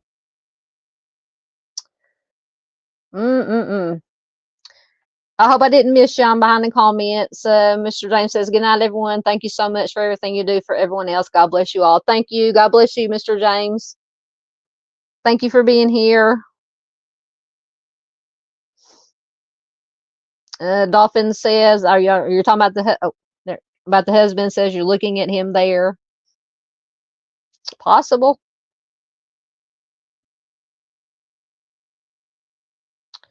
Yeah, it's odd that Miranda says it's odd how many of these vehicles are lost too. He never should have had any weapons since he was a felon. That's true. That is true. I think that's one of the charges that he was arrested on, was he was a felon in possession of firearms, along with his substance charges. Yeah, Miss Marian's got her red flags. Yep. Miranda says disgusting. You're probably, yeah, and he was also the essay of the 15-year-old. John Paul JP says owing money is usually motive. Yeah, did it say? Oh, I have to go back to the thing. Miranda Lee says she's deceased. Hate to be negative, but I tend to agree with you. Chris said the photo of her husband is giving him red flags. Yeah, like Mrs. Steve says, and I think Miss Barbara says too. Look at the eyes; it's all in the eyes. JP says the calling card of substance deals gone bad. Yep, she had 3 jobs. She worked as a custodial at one of the kids' schools, and then her family had an upholstery business, and then I forgot what the other one was. Maybe at a supermarket or some kind of supermarket or gas station. Yeah, JP says job history will usually show stability. Yeah, Miranda says sounds like both parents had abuse substance problems. That's a possibility. JP says, I wonder if she may have been trying to get away from that life. Possible. Yep, not a whole lot of info on that. Yeah, because I read that was the only Let me make sure I didn't have another one. I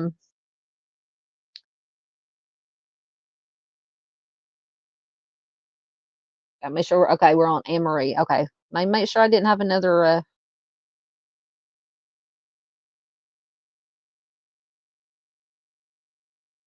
Wait. Let me make sure I'm on. I'm on the right tab. Yeah. Okay, I read both articles. Yep. Yep. Homicide. I'm assuming that's what you meant, JP. Homicide solves nothing. Yep. So, yeah, JP. There's words that YouTube doesn't like.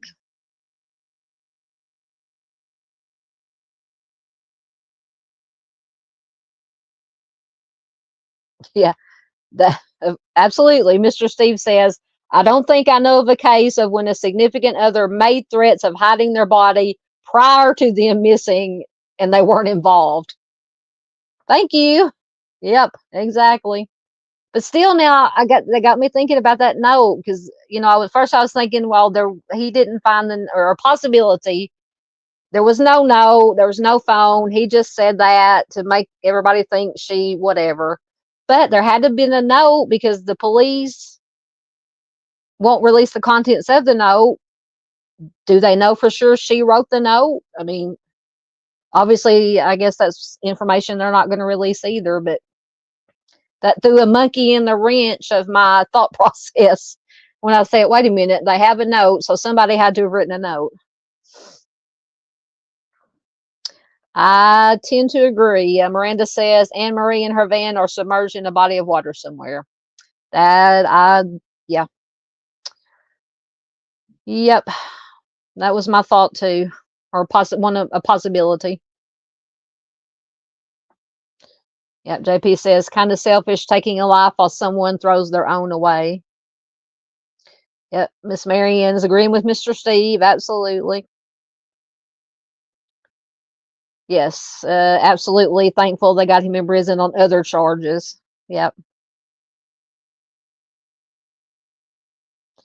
Yep. Absolutely. Yeah, it's not just men. Women can be selfish too. Absolutely.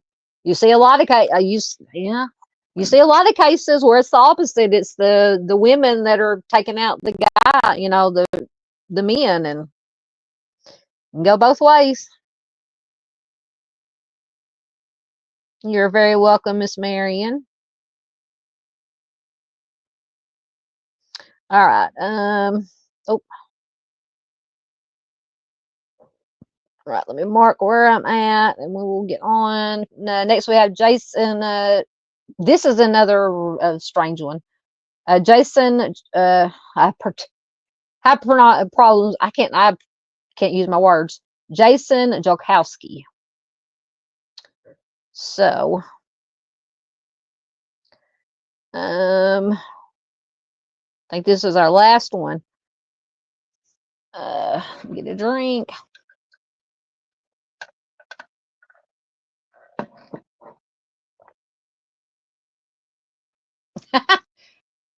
That's funny. Oh, where'd it go? That was one.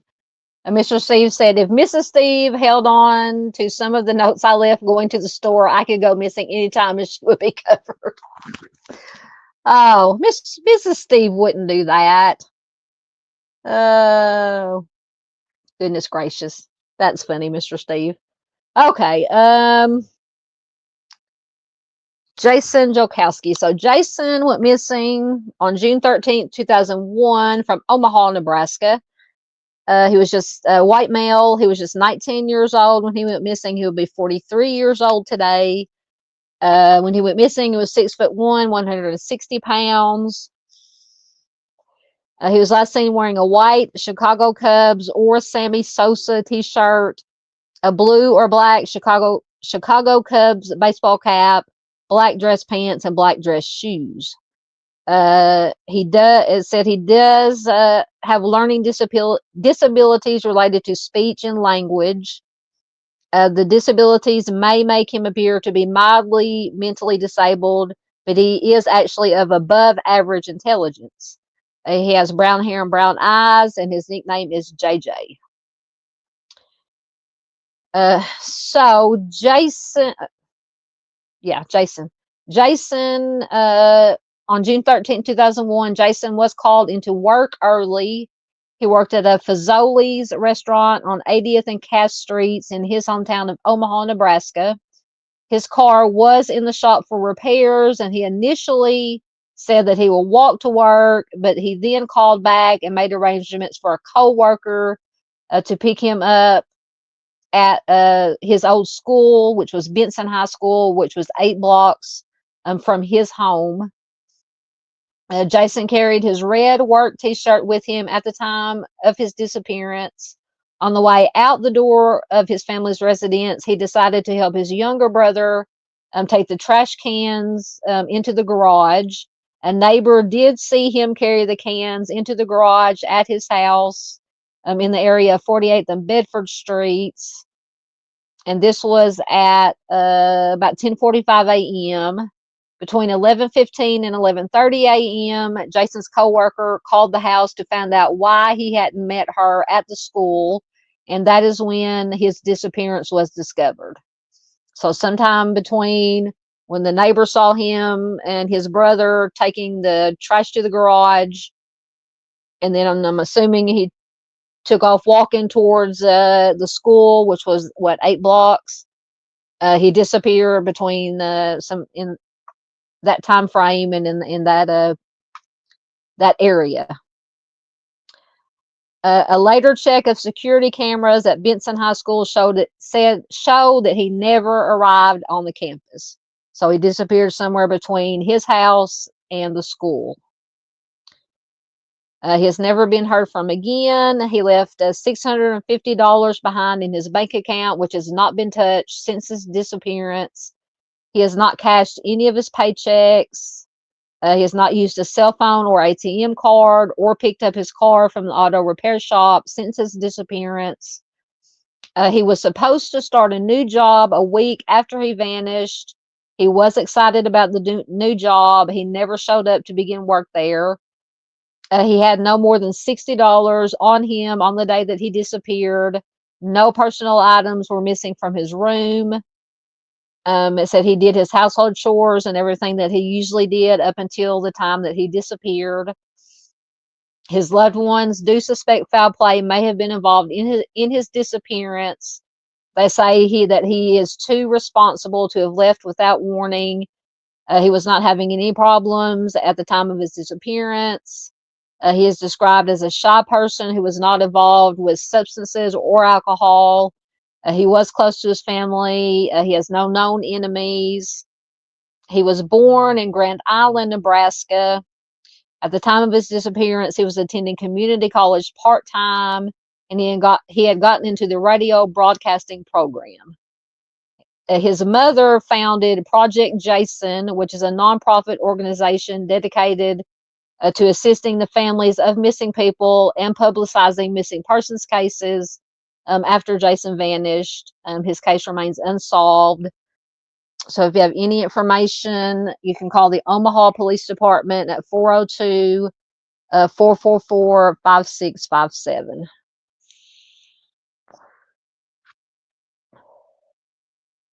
And I do have a couple of articles. Oh, if I can push the right buttons.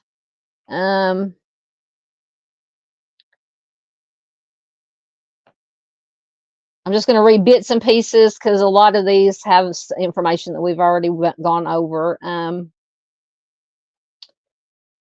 So this is from, first one is from Hub Pages, The Bizarre Disappearance of Jason Jolkowski. I think it did have some. He was the oldest of 2 sons. He was described as shy, intelligent, and kind by those who knew him.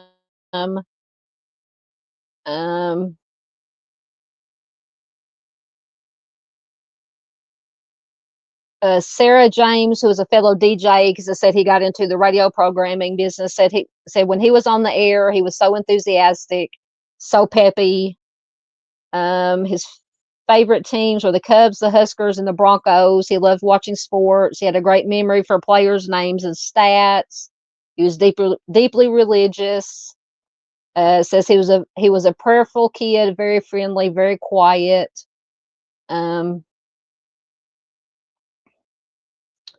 This is just once again information that we already went over. Once again, security footage confirmed he never arrived at the school. So somewhere between his house and the school, he disappeared. He either, my two possibilities, I mean, he either, somebody drove by that he knew and he got into the car with that person and something may have happened, or somebody that he didn't know. Now, once again, we don't know. I don't know how busy that street would have been at that time of day. If it was a situation where a stranger could have come up and grabbed him and put him in a car without somebody noticing. It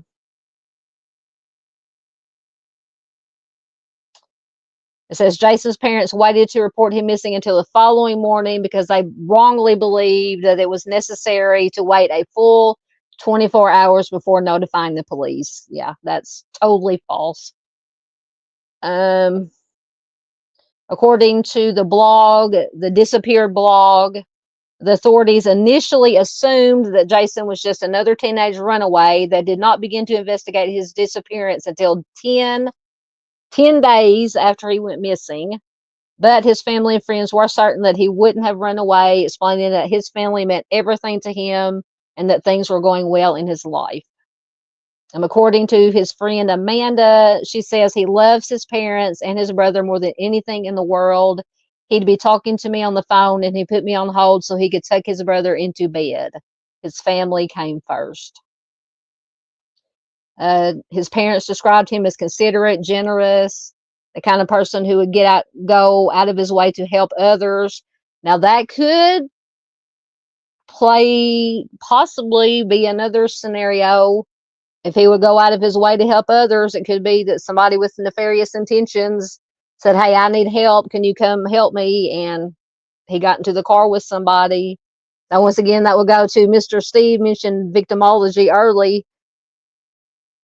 That might fall under victimology. Would he have gotten into a vehicle with somebody that he didn't know? But it says he was very generous and would go out of his way to help others. Kelly Jolkowski, I'm assuming that maybe his brother, says he was an unusually polite person. The police interviewed friends, family, neighbors, co-workers, but they were at a loss to explain what happened to Jason. There have been no additional sightings of him. There was no forensic evidence or even circumstantial evidence to work with in his case. It was it was as if he had simply vanished without a trace. We know that can't happen, or they can't vanish into thin air, but this is one of those cases where he just disappeared. It says also Jason was said to have no interest in partying, no known involvement with alcohol or substances. Once again, no activity on his bank account, cell phone. One of the officers involved in the investigation was quoted as saying Jason's disappearance was, quote, the most baffling case he had seen in 30 years. So theories. In a case like this, one with no witnesses or evidence of any kind, one can only speculate as to what might have happened. But the main theory, which his family also believes to be true, is that Jason was lured into a vehicle by someone that day and then his life was taken. See, that's the only thing I can, especially since it says that he was very trusting. He would go out of his way to help somebody. I could just see, somebody pulls up, sees him walking down the road or the sidewalk and says, hey, can you help me? Come help me with such and such. And yeah, okay. Once again, that'll go back to, would he get into the car with somebody he didn't know? But his family believes that he could have been lured into a vehicle by someone and his life taken. So Jason's law, Jim and Kelly, so Kelly was his mother. Jim and Kelly Jolkowski went on to create Project Jason, a nonprofit organization whose purpose is to provide assistance to families of missing people. They also lobbied for Jason's Law, which was passed by the Nebraska legislature in 2005 and resulted in the creation of a statewide database for missing persons. Kelley, his mother, was later awarded a Volunteer for Victims Award from U.S. Attorney General Eric Holder, as well as Nebraska Governor's Points of Light Award. According to the Omaha Police Department, the investigation remains open and active, but it is essentially a cold case with no promising leads. Jason's mother said, unfortunately, with this mark, I will have not had him more years than I had him in my life since he disappeared at the age of 19. He was almost 20, but he was 19. That's just hard to fathom. 2 decades.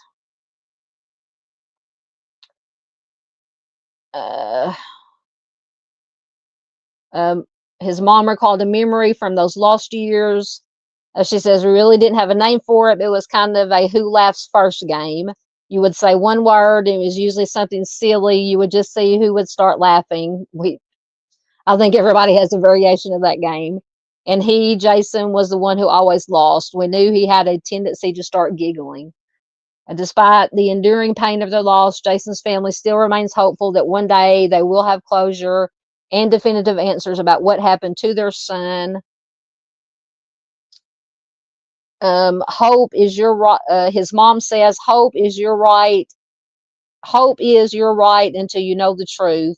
Some people try to take hope away from you. But I think, well, you should be over that by now. You should be back to normal. Everyone deserves hope. Absolutely. Just heartbreaking and just baffling. But I tend to agree. I think this other article that this is just my opinion, he was probably lured into the car by somebody and taken away. Let's see if this other article had anything.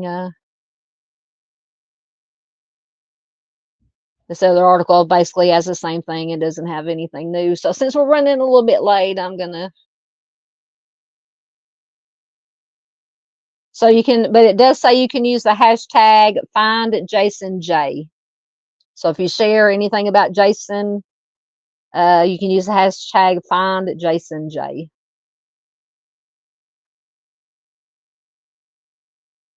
All right, so that is all the articles.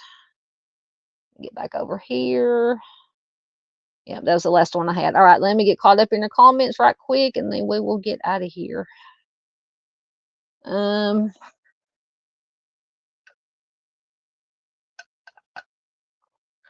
JP says, can someone pass me the pretzels?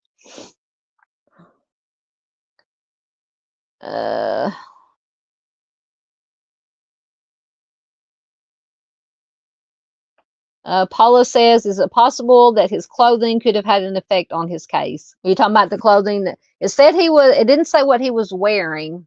Oh, maybe it did. Hold on. But he was carrying with him his red work shirt. Go back to his information. If it'll go.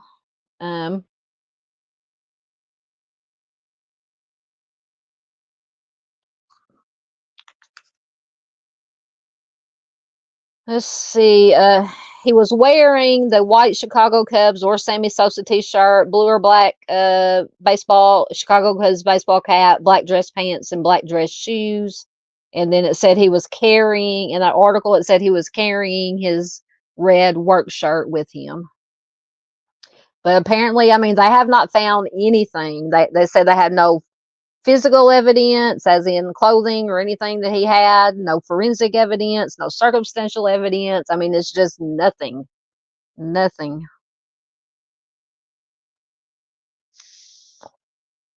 Miss Barb said, like, Mr. Steve is going to go missing. I don't know. Mr. Steve might go missing of his own accord. I don't know. Or like you said, Mrs. Steve could make him go missing.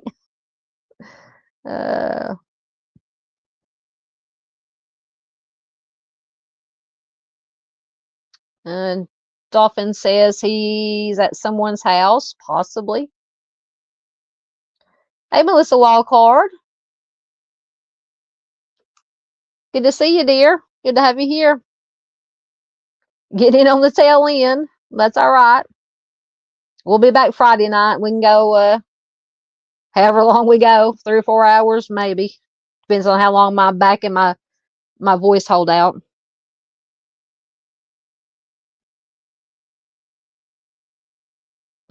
Dolphin told JP she ain't got pretzels, but she's got Slim Jims.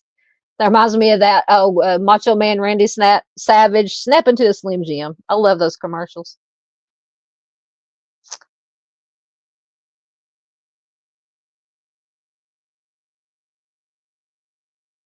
Chris says, I don't understand. Something image is destroyed. You have to explain to me, Chris. I didn't understand that. Sorry. All right. So that is all our cases we have for tonight. So we're going to start wrapping it up. Thank you, everybody who was here. I would go back. Everybody who was here in chat, everybody who was lurking. Hello, lurkers. We love our lurkers. Everybody watching replay. Thank you so much. We love our replay crew. Thank you so much, Dolphin. Thank you for being here. Loved having you here. Hope you come back. I lost track of what I was going to say. Please hit the leave your DNA on the like button. Leave a comment if you're watching replay.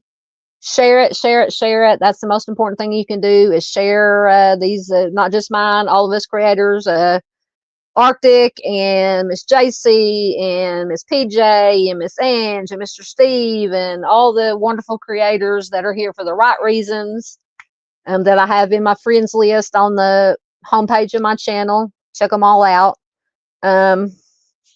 Yeah, we're just about done. I'm sorry, Melissa. You can watch replay. You can be on replay crew. Yeah, but share, share, share. That's the most important thing you can do to get this information out to as many people as possible to learn about these. I love doing the cold cases because, of course, the new and urgent cases are very important, but there's so many creators, and I do share newer cases. I usually do community posts on here and post on Facebook of urgent missing cases. But I love these cold cases because a lot of times they get just lost and in the shuffle of all the new cases. And you see there on my thing, hashtag never forgotten. We never want to forget these cold cases, these missing.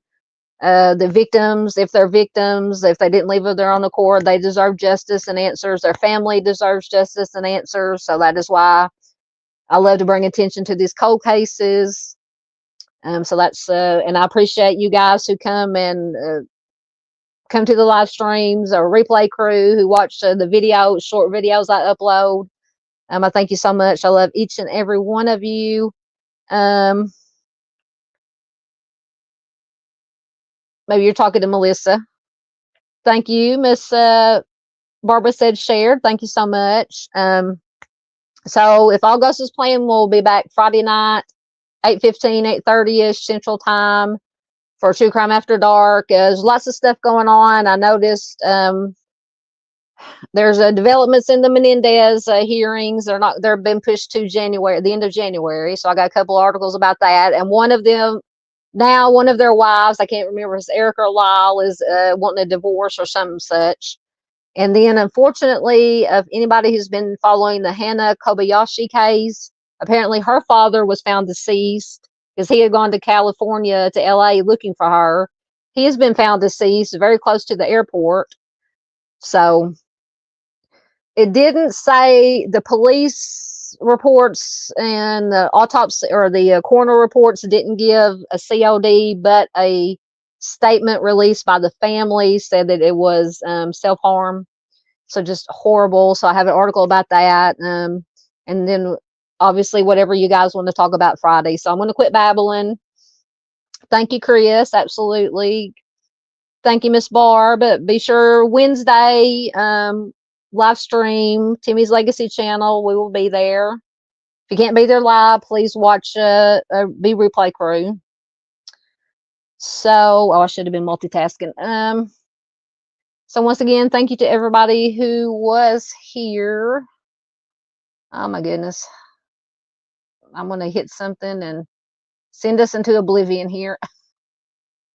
Trying to find my video clips. Trying to find the one I want. I think that's it. Okay. So yes, don't forget, watch Timmy's Legacy live stream Wednesday. Friday we'll be back, hopefully, unless something happens. I plan on being back.